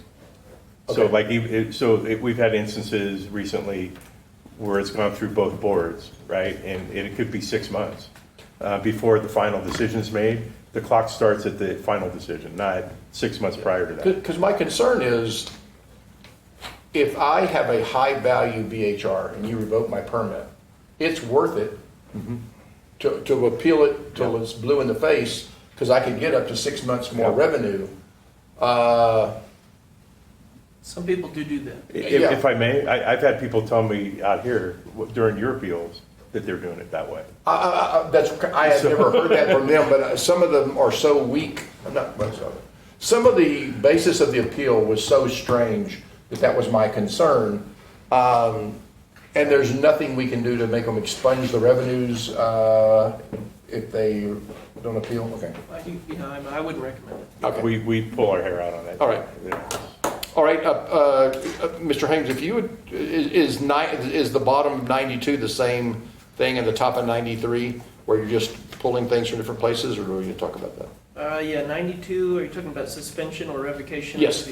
That is I don't think there's anything new in there. But above it, number 2, there's we added ors in there, just to Yeah, make it consistent. further up on 92, other violations, that was just to clarify that a local licensed property manager can be issued a fine. Okay. And I'm assuming no comments there, right? But the removal of the old D about the injunction, that's That is still included in the code, it's just further down now. The suspension or revocation provisions are, I believe, all the same. Yes, Ms. Rainbow. Oh, I'm sorry, but I want to make sure you're through it before I ask. No, you go a ahead, question. please. Did we get a consensus on my conversation about Title 20 and the Planning Commission? Were you going to work on that with Mr. Strehler, or did we get, I don't know if there was a consensus or for direction? I thought we were gonna table that till next meeting. Oh, okay, fine, that's fine. And kind of put it in the parking lot and then Okay. talk about it in the Yep, parking lot. yep. In fact, I think it might be on the parking lot. I know we talked about it. Yeah. I just don't know if it Okay. made the official Nope, parking lot, sounds good. but The parking yeah. lot's in your packet here. I can't remember. And Mr. Hames, is all this through 94 also just, that's nothing to be concerned about? That's more of just putting it all in the right place and Yeah, it's just a lot of just moving things moving around. things around? Okay. There were concepts that were found elsewhere in the code that didn't need to be in this section of code, they were just removed. Anytime you put something in code twice, you run the risk of it contradicting itself. Yep. So it was really mostly, this whole section is heavily marked, but it's mostly cleaned up. Sounds good. And the next thing is on page 97. We've added basis of appeal and may be stated by the, Well, there is, on page You have 95. Okay, let's 95, go you back. have to talk about that. okay, please. The There's a board- highlight. The board wanted this advisory board to discuss whether the East Fork Township position was still desirable. Thank you. You want to go first? Patty Graff, for the record. I think it is, because it just gives another perspective of having someone that cannot have one. Because down there in the valley, you can't have a VHR. You can only have it in the Tahoe district. So far. So far, it would be nice if we could get something down there, because there's properties like my ranch. I have like a separate unit there. I'm on 155 acres. I don't think a lot of people are gonna have problems with parking or noise. Sounds like a tier 1. And, yeah, and it just kind of gives a little extra flavor, I think, to the advisory group. And I did have a VHR up in Glenbrook, but I don't, and I haven't had it for years. Just because I got tired of all the bureaucracy and the problems, and then getting sued by one of the residents up there. Because it was okay for him to have multiple homes and have a rodeo and fundraisers, and, you know, where like the bulls got loose and they're running around, you know, Glenbrook. But it's okay for him to do that, but for all the families that have been coming up there for years, they can't do that anymore. So I would like to see that go back to the way it is, but that's a whole another group. But by being restricted and not being able to have it down there, I can appreciate having them and looking at the different areas and the niches. And I do have a substantial real estate and, you know, business background.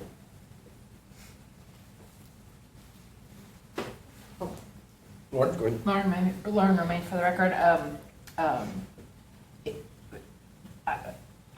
This was just something that was fought over for a long period of time, and actually I'm trying to think of how it went in and out and then became this, but this was not the way it was started to be intended. And Patty was a wonderful pick because she owned a VHR but lived in the valley. It was wonderful. I do think when we go back to the discussion about like going through the planning committee and all this stuff and having a VHR advisory board, I know it's frustrating, I know it takes a lot of time, but I think we come up with a better program because of the debate and the conversation. And I do think it's important that the people that are on the advisory board are affected positively or negatively or whatever by VHRs. And right now where it is not allowed in the valley, there is not an understanding. Patty's an unusual case with that, and we lucked out on it. So to me, the wording should be that the VHR Advisory Board consists of 5 members comprised of the following: 3 residents of any area which VHRs are permitted in that are current permit holders, and 2 residents from any area where VHRs are permitted that are not permit holders, would be my suggestion. Oh, sorry, that was only 5, those, 3 and 2. oh, 3 and 2, okay. 3 and 2. Yeah. Yeah, You okay. said 3 permit holders, essentially 2 Right. non-permit holders. 3, I'm sorry, the other way. Yeah. 3 non-permit holders and 2 3 permit holders. There was, I can just give a little background. Yep. It was before I was very involved in all this, but there was a back and forth about what should that balance be? And just throwing out something you could consider as just 2, and then an at-large member to be selected from the Tahoe Basin, or you could put whatever kind of, because I think what the East Fork Township Chair was supposed to accomplish was neutrality. The idea, which it didn't pan out, was that you'd have 2 permit holders who would be pro-VHR. You'd have 2 non-permit holders who would be probably anti-VHR, and then you might have someone in the valley who's neutral. So that's how they came to that conclusion. Mickey Hempler, it's my understanding that we had to have an East Fork member because of the lawsuit, that was what was determined with the lawsuit. Which, and I get the neutrality and all that, but it's very clear in our ordinance that that non-permit holders must not be anti-VHR. So I don't think we can even consider something like that. The thing that I find is, as a Tahoe resident, we are the boots on the ground. We are the ones that talk to people at Safeway and the post office, and they tell us their concerns. And absolutely no offense to you, you've been a fantastic member, Patty. But to have members that have the anecdotal information from the residents, I think is really important. And I think that when the end of the year comes, if the commissioners have decided to keep us and it's time for renewal, that's the time when a decision should be made on the majority, the members of this board. I guess my preference would be to have 2 permit holders, 3 non-permit holders. Again, with the language that we have. My second fallback position would be 2 and 2, but not have it East Fork and not have it a permit holder. I'm not sure why, if you didn't have a permit, I don't know why you would have contributed your time to this. Well, I did. Yeah, I know I you did did, for- but I guess what I'm saying, if we have someone, and to me, East Fork and Minden and Gardnerville are all the same. I thought this was because we were going to put them in East Fork. I have never understood this logic, why it said East Fork, because I thought at one time when the thing that you guys were on before we got involved, I thought there was going to be an expansion to East Fork. And so that's why I thought East Fork was in there. If it's just neutrality, let's expand it to the entire valley, but make it a non-permit holder. Because then they have the ability, I do see the positive benefits from VHRs, because they fund my, the Parks and Recreation building over there, right? That's where this money's going. I see that as a positive VHR. I see the positive impact. But, I'm not a VHR permit, so I can see. So to me, if we want 2 and 2 and completely neutral, I think that a completely neutral needs to be non-permit holder. My first would be two all residents, because boots on the ground. When you're on the school board of this process, you cannot walk into Safeway without having a conversation. I think I would prefer 2 and 3, but for neutrality, I think we should expand it to the entire the entire county, not just East Fork, but make it a non-permit holder, so they're completely neutral. They have the tax benefits as a resident, but they also can see the possible impact. But Lauren, for the record, I'm sorry, but if you have a, I don't put neutrality and a person who is not affected by this program in the same sentence. And the saying goes that the golden goose, Tahoe is the golden goose that lays the golden egg that rolls downhill. So I have a real hard time with, and I've had conversations with Valley residents who only see this program as the cash cow, and I think it would be very detrimental to this. It would be very difficult to find someone who's neutral.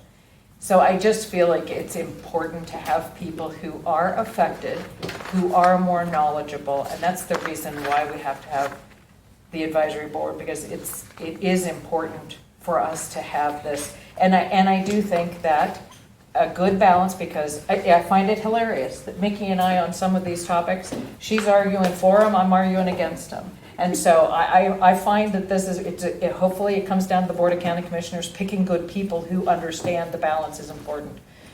Because this whole board could become a total waste of time if it ends up being usurped by people who just don't care anymore and just want the money. So, but I do think we run a better thing if we have it as people. The wording, you can word it this way so that if it opens and expands to other places, that if it's in areas that are allowed to have VHRs, then if we expand it to other places, then your representation can come from those places also. So, go ahead, Mickey. Sorry, it's Mickey Himber. However, anyone north of Cave Rock I was just gonna say then something. can no longer become a potential member of this board. Could if they're in an HOA. If they're in it, yes. Yeah, But not if they're in Pittman Terrace or Logan Creek. any area where you're allowed to have VHRs. So, Yes, please, Patty, yeah, we're gonna let the permit holder leave before we have a vote on this one. Okay, yeah. No, No, I don't have. Patty told me she had to be excused at 3, Yeah, so, excused, but we do still have a quorum. Patty Graff is leaving, but we still do have a quorum.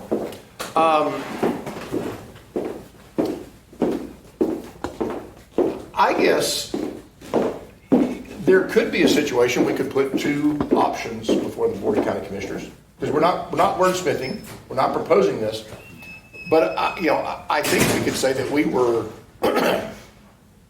And I don't want to necessarily mention Patty, but we could say that, there was less consensus on this issue than others. And that there were 3 members who believed they ought to be residents of the area with VHRs, and 2 permit holders and 3 non-permit holders. As, and if the commissioners didn't like that, our other suggestion would be to have 2 and 2 and 1 at the discretion of the county commissioners. Because again, it's the same thing. I don't know why you would do that. And so let me come back to your comment. I never say never, but I have absolutely no intent to be on this committee next year. I just have no desire and no intent to do it. That could change. And I guess that's one of my issues as well. If this is going to be a thing about, and I will say this, when you look at where we have had a lack of strong consensus, and I'll call it strong consensus 4 of the 5, it has been about fines and penalties. There's been more, if you were to say this, where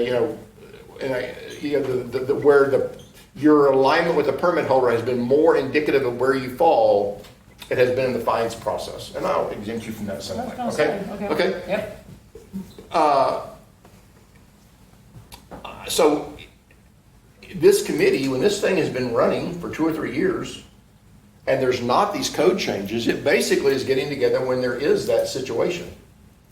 And so I think as we think through the future of this committee, I think that is an issue where non-permit holders play a role.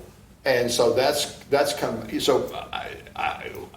would be mine, is that our first thing is all residents of areas that allow VHRs, and then 3 of them are non-permit holders, 2 of them are permit holders.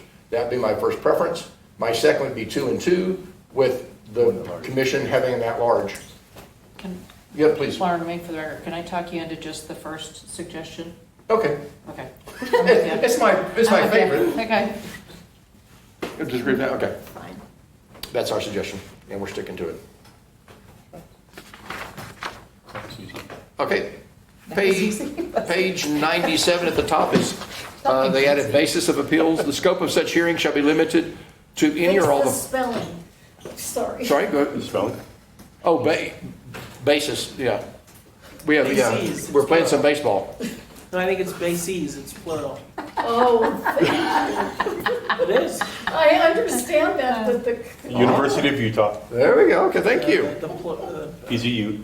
The basis of appeal, as stated in the person, I think we're probably okay. We're probably, All good. all All right? good. All good. Basis is singular. Yeah, great. Bases is plural. See, I'm an accountant. I can tell you all the derivatives of, I can use the word opine in a sentence. And penultimate. Me One too. of the things we share in common. It's funny. It's 3. We have a hard stop at 4, I believe. Unless you want to do Zumba while you're doing it. Zumba? They do some sort of Zumba? exercise. Zumba, Oh. that's it. I think that knows. Yeah, Zumba, as we talk VHR. We made it through. Do we need to take a vote that we have done this, or that it was just, I believe, I can, It is, you don't have to take a vote, but it is for possible action, so you should have public comment. okay. Yeah. Okay. Let's open up for public comment. Okay.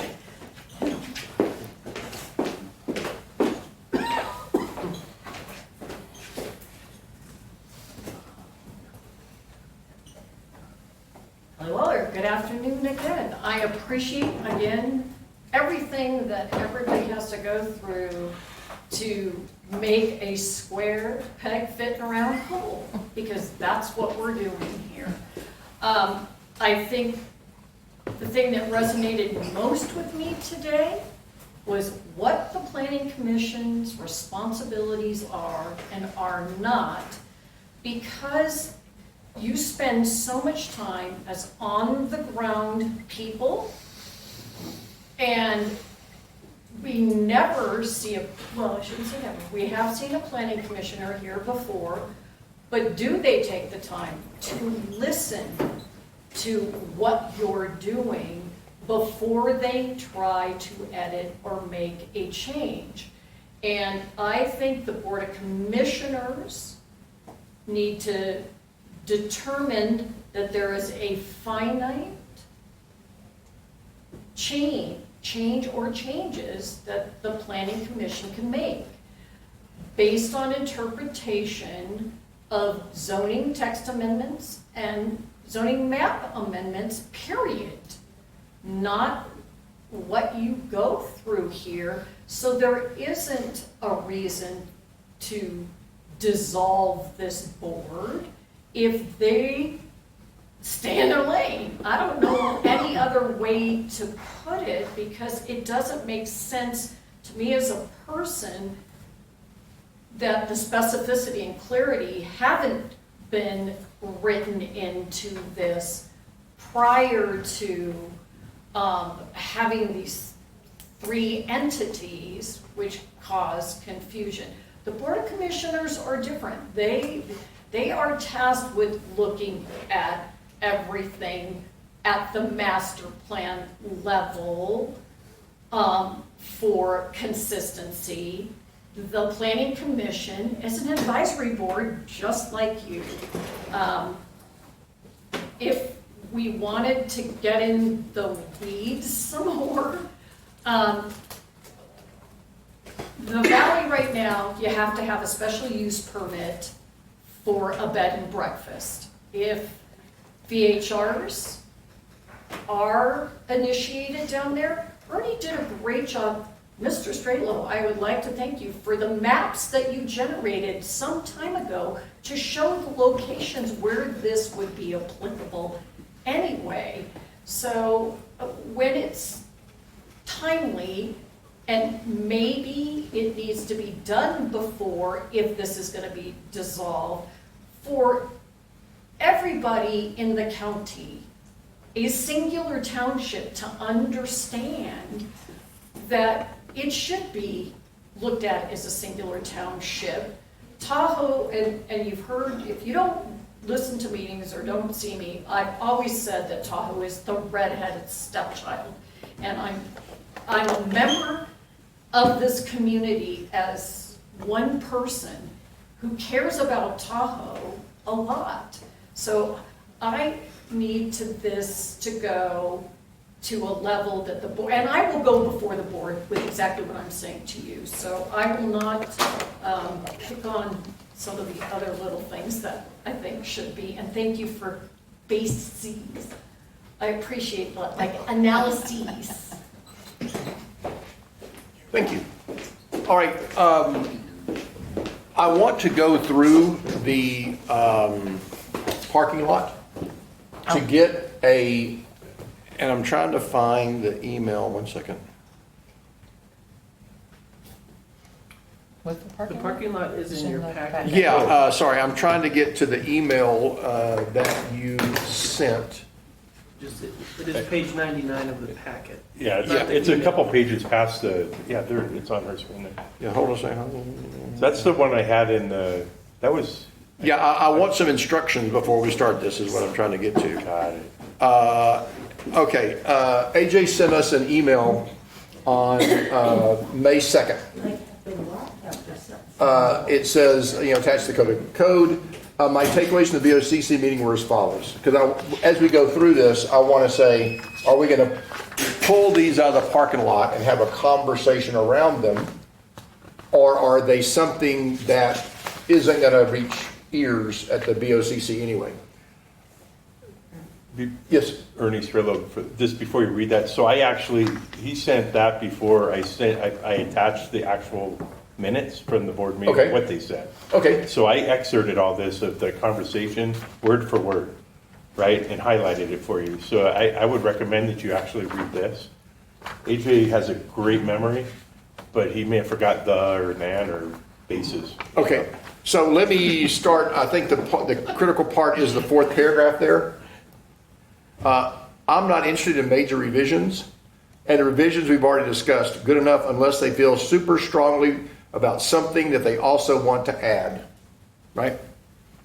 So I think that is our hurdle, are these things that we feel super strongly that we want to add.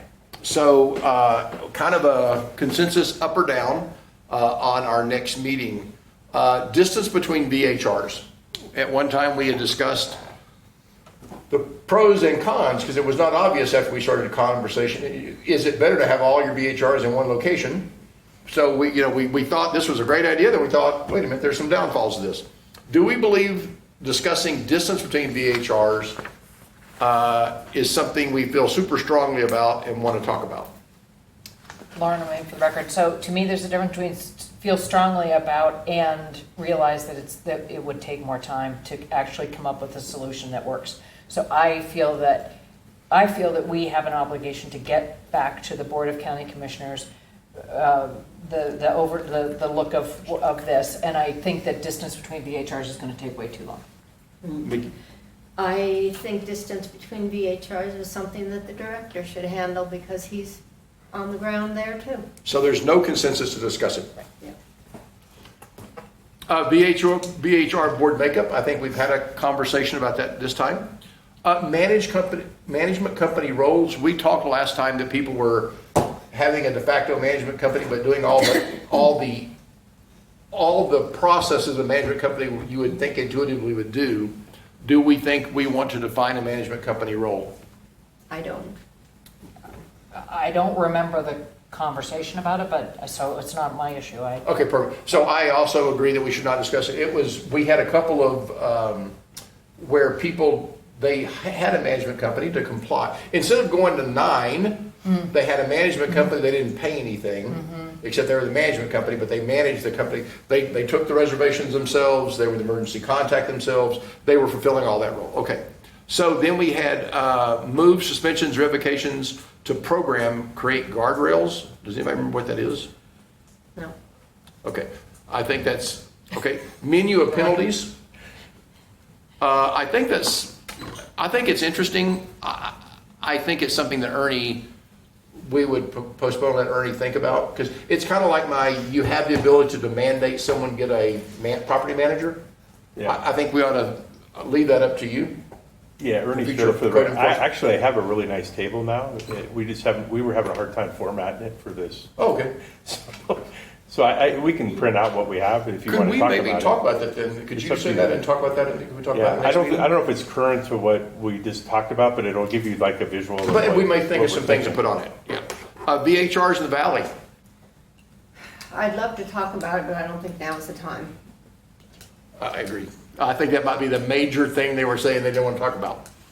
Remove the +2 option. We tried that last time and that was rejected. Right. So I think that I think that's not actually, it's inappropriate. Go ahead. Learn and remain for the record. I mean, I wouldn't want to address that one unless I had data to show that the +2 creates an issue. So and to me, I need more data to really talk about it, because I would have to say that things have changed in the last year or so since we've been working on this, and maybe it is no longer an issue. So, Okay. I don't know. Emergency calls compliant. Is that something you want to talk about? Oh, I you don't didn't think want to so. talk about it. Yeah. I mean, I think it takes more data. Yeah. Emergency contact calls compliant. I think that's probably mine. Okay. The issue with that is the loophole where we tell residents to call the VHR owner and work out the problem, which if it can happen, that's great. But in the way the code is written right now, there is no requirement for a emergency contact or a property manager to call an owner back and address the problem. Renter back. The owner, the resident, Oh, to call the neighbor back with an issue. okay. The only person that an emergency contact or the property manager has to call back, or the owner, if they're the person, is Douglas County when Douglas County calls with a problem. So to me, it's a discussion of either we do not ever tell a resident to call the VHR owner, emergency contact, whatever, contact, and Douglas County takes all the phone calls, or somehow I think we need a code change that basically says you must respond to a complaint. Now, I'll finish this. You must respond to a complaint when you've had one. The response being calling the complainant back. Yes, and addressing it, because if we'd like to have owners, I mean, I'll say personally, I had an issue. There was a VHR next to mine that had an issue. I called the guy and it was taken care of. It's not a problem. And that's a great way if it works that way. And I think it's good to do that. However, if you have a resident who's tried to contact the emergency contact and can't get, the answer cannot be, sorry, but there's no requirement for the emergency contact to call you. You're just a resident. That's really not a working situation. And then the other part to that is I want to make sure there's clarity, because in an issue, the Douglas County, the response is it's not noise, parking, or trash, therefore we can't help you. So to me, that should be, hi, you're a resident who's being negatively impacted by something a VHR owner is not doing or did. How can I help you? I mean, I don't know that we're restricted by noise, parking, or trash. And I just want to clarify that, because this is part of this conversation of and let me say this, I do know that we have people who will make phone calls constantly, and I think I think the county's very, very aware of who are the people who will make a complaint about anything. And I think in that case, the county has every right to say to the owner, don't worry about this anymore. This person is it's a constant problem, because It's I think we have to, it's harassment. And at that point, you say to the resident, you must call Douglas County. You cannot call, you know what I'm saying? I think there needs to be some protection on the other end too, for people who just hate VHRs. But in practice, things are, I don't feel like they were coming through in practice the way in which this was intended, and we want to have neighbors that call and can fix it, but we might have to support that a little more. And so that was a question about in there. And I don't know if we can fix it easily. So you want that on the next menu? Is that Well, I'm what looking we're- down this and I'm thinking if that's the only thing we're talking about and putting a meeting together, that's kind of a Well, ridiculous thing. because I would say the expansion of nuisance items ought to be part of our code of conduct conversation. So I remember lime scooters being in that, right? Lime scooters aren't noise parking, blah, blah, blah. Correct, right? So maybe we consider that as part of our code of conduct.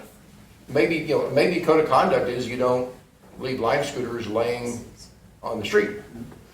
Yeah. Because, the park I walk in, I walk past weave through the toxic battery waste.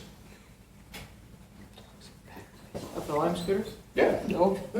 So let me say, you Batteries and are water are planning not on good. having a meeting in 2 weeks, correct? And if you are, yes, I would like to have Okay. a discussion about that. And I will look at it better to see if I can figure out some kind of wording that would. Okay. Okay. So emergency call contacts will be there. Expansion of nuisance is going to be added to the code of conduct, right? And then parking passes, shared resource commitment. Want to remain for the record, that was me. And I would just like to have a conversation with, and I wish Glenn was here, because Glenn and I met one time, and it was interesting, the difference in experience with him in a single-family place versus me in a shared resource community. And I do believe those parking passes have helped out immensely in our community. It has been wonderful. But I also, just because that's my experience and that's what I advocate for, I'm not sure that they're actually needed in single-family home areas. And I think it would help to not have to have them. But I don't know, so I would have to fall back on somebody else who can give me a sense of whoever lives in single-family areas. And so that was because if we can lighten the load on something like that, if you're not feeling it's necessary, but I do feel it truly has helped in our communities. So Ernie, let's put this through the hurdle, right?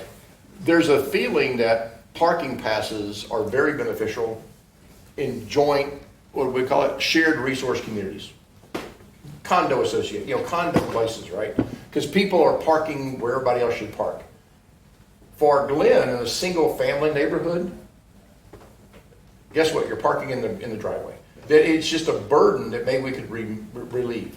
That we would only require parking permits in shared resource communities. Do you think that the BOC, that's minutia, they don't want to hear it? Is that something that they would want to hear if we had that idea? Matt, Ernie Strela for the record. I don't think that they'll weigh in on that particular item personally. Maybe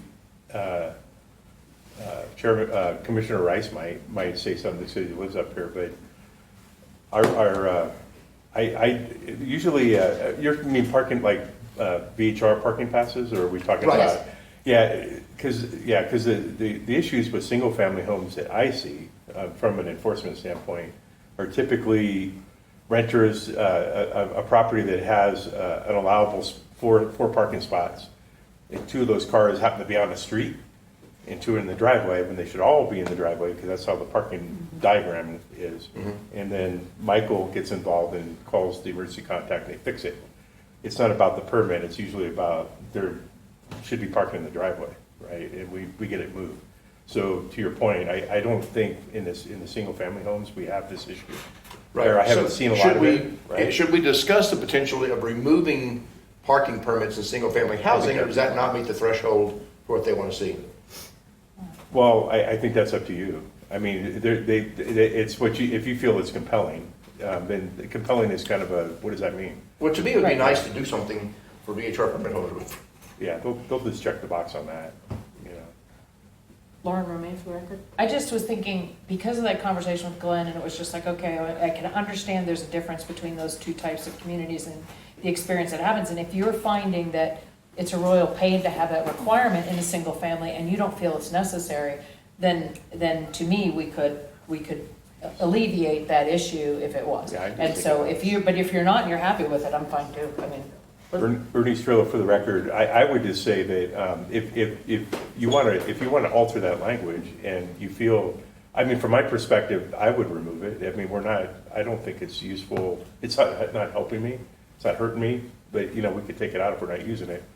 I think it's more important, as you mentioned, in the shared neighborhoods, because I know Michael goes through these areas and looks. But we don't come across really anything in the single family home, so it's like unnecessary. So if we took it out, I don't think the board would really care. I mean, I don't mean they wouldn't care that you're taking it out. They would just turn the page. They would just Okay. accept the whole packet. Okay, so, Laura, remain for the record, can I just let them think about it and come back next week? Because Yeah. I have no skin in the game, it's just the fact that it does work in our neighborhood. I can understand in a single family where maybe it's not necessary, and if it's helpful to you guys to change that wording, that's what that was about. okay, so just to clarify, our next meeting, Single family. we're gonna have a menu of penalties, and we're gonna have emergency callback, contact call, complainant back. We're gonna have expansion of nuisance items as a subset of the code of conduct, and we're gonna have a parking pass conversation, right? And You said we're that not doing the term limits? Oh, so I thought we, okay, Did we resolve that today? I thought we did, so, no, do you wanna have a call? Well, if we resolved it today, no, but if, We resolved it today as far as where people are blocking permits. I think there's a bigger issue Ernie, do we have neighborhoods that, so if you take out the ones that are blocked on purpose, blocked by design, right? Blocked by intent. If you take out those neighborhoods, do we have other neighborhoods with waiting lists? This is Ernie's, I'm sorry, Ernie's Trail for the record. So a year ago, Beach Club had an 18-month waiting list. It's got, I don't think it has any, there's 2 on the waiting list. So it's gone, we've dropped a dozen practically. Where we have the high waiting list is in Lawrence neighborhood, Upper Kingsbury. That's because we went from 20 to 15% a couple of years ago in the code change. Last year we were 12 over. We're not 12 over anymore. So we deduced that while there's 20 on the wait list, or 18 or something like that, we probably have about a 14 to 16 month wait list, but as it goes down, we don't expect that it's gonna get bigger. Does that make sense? Okay. So it's constrained today, come back a year from now, and I'm gonna probably tell you the same thing like Beach Club. It's gonna be 3 or 4. well, then I don't think we. Okay, have to- so we'll keep that on the watch list. And I don't have any other neighborhoods that are crazy. Okay, Lake Village is a little bit crazy. That it And is. then, They want higher capacity. They want more, and we're not giving it to them. They want more percentage, higher percentage rental. What's Lake Village?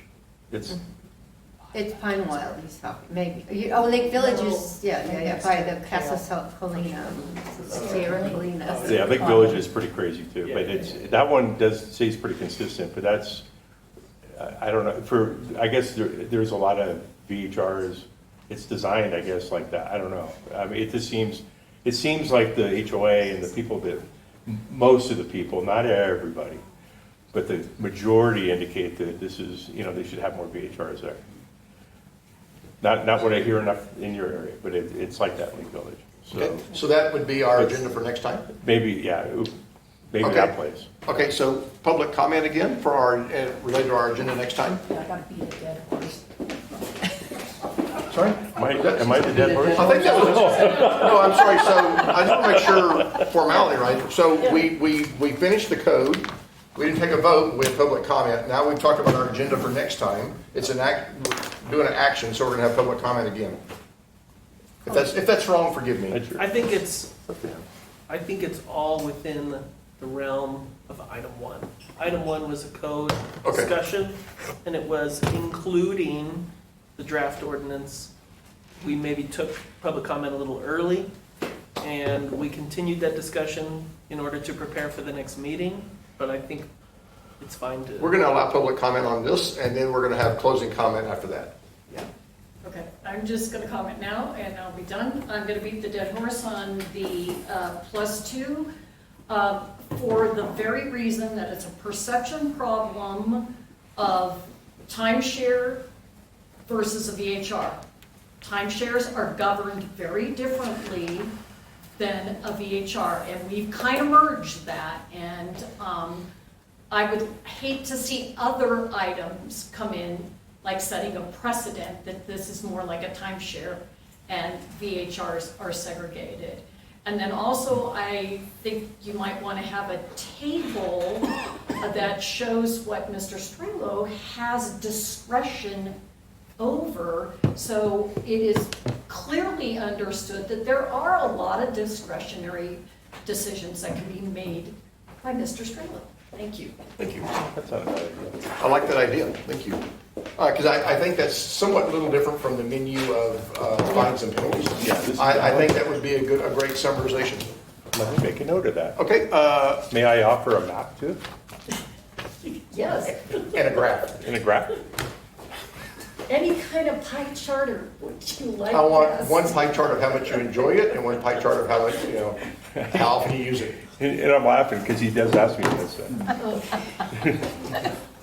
Closing comments?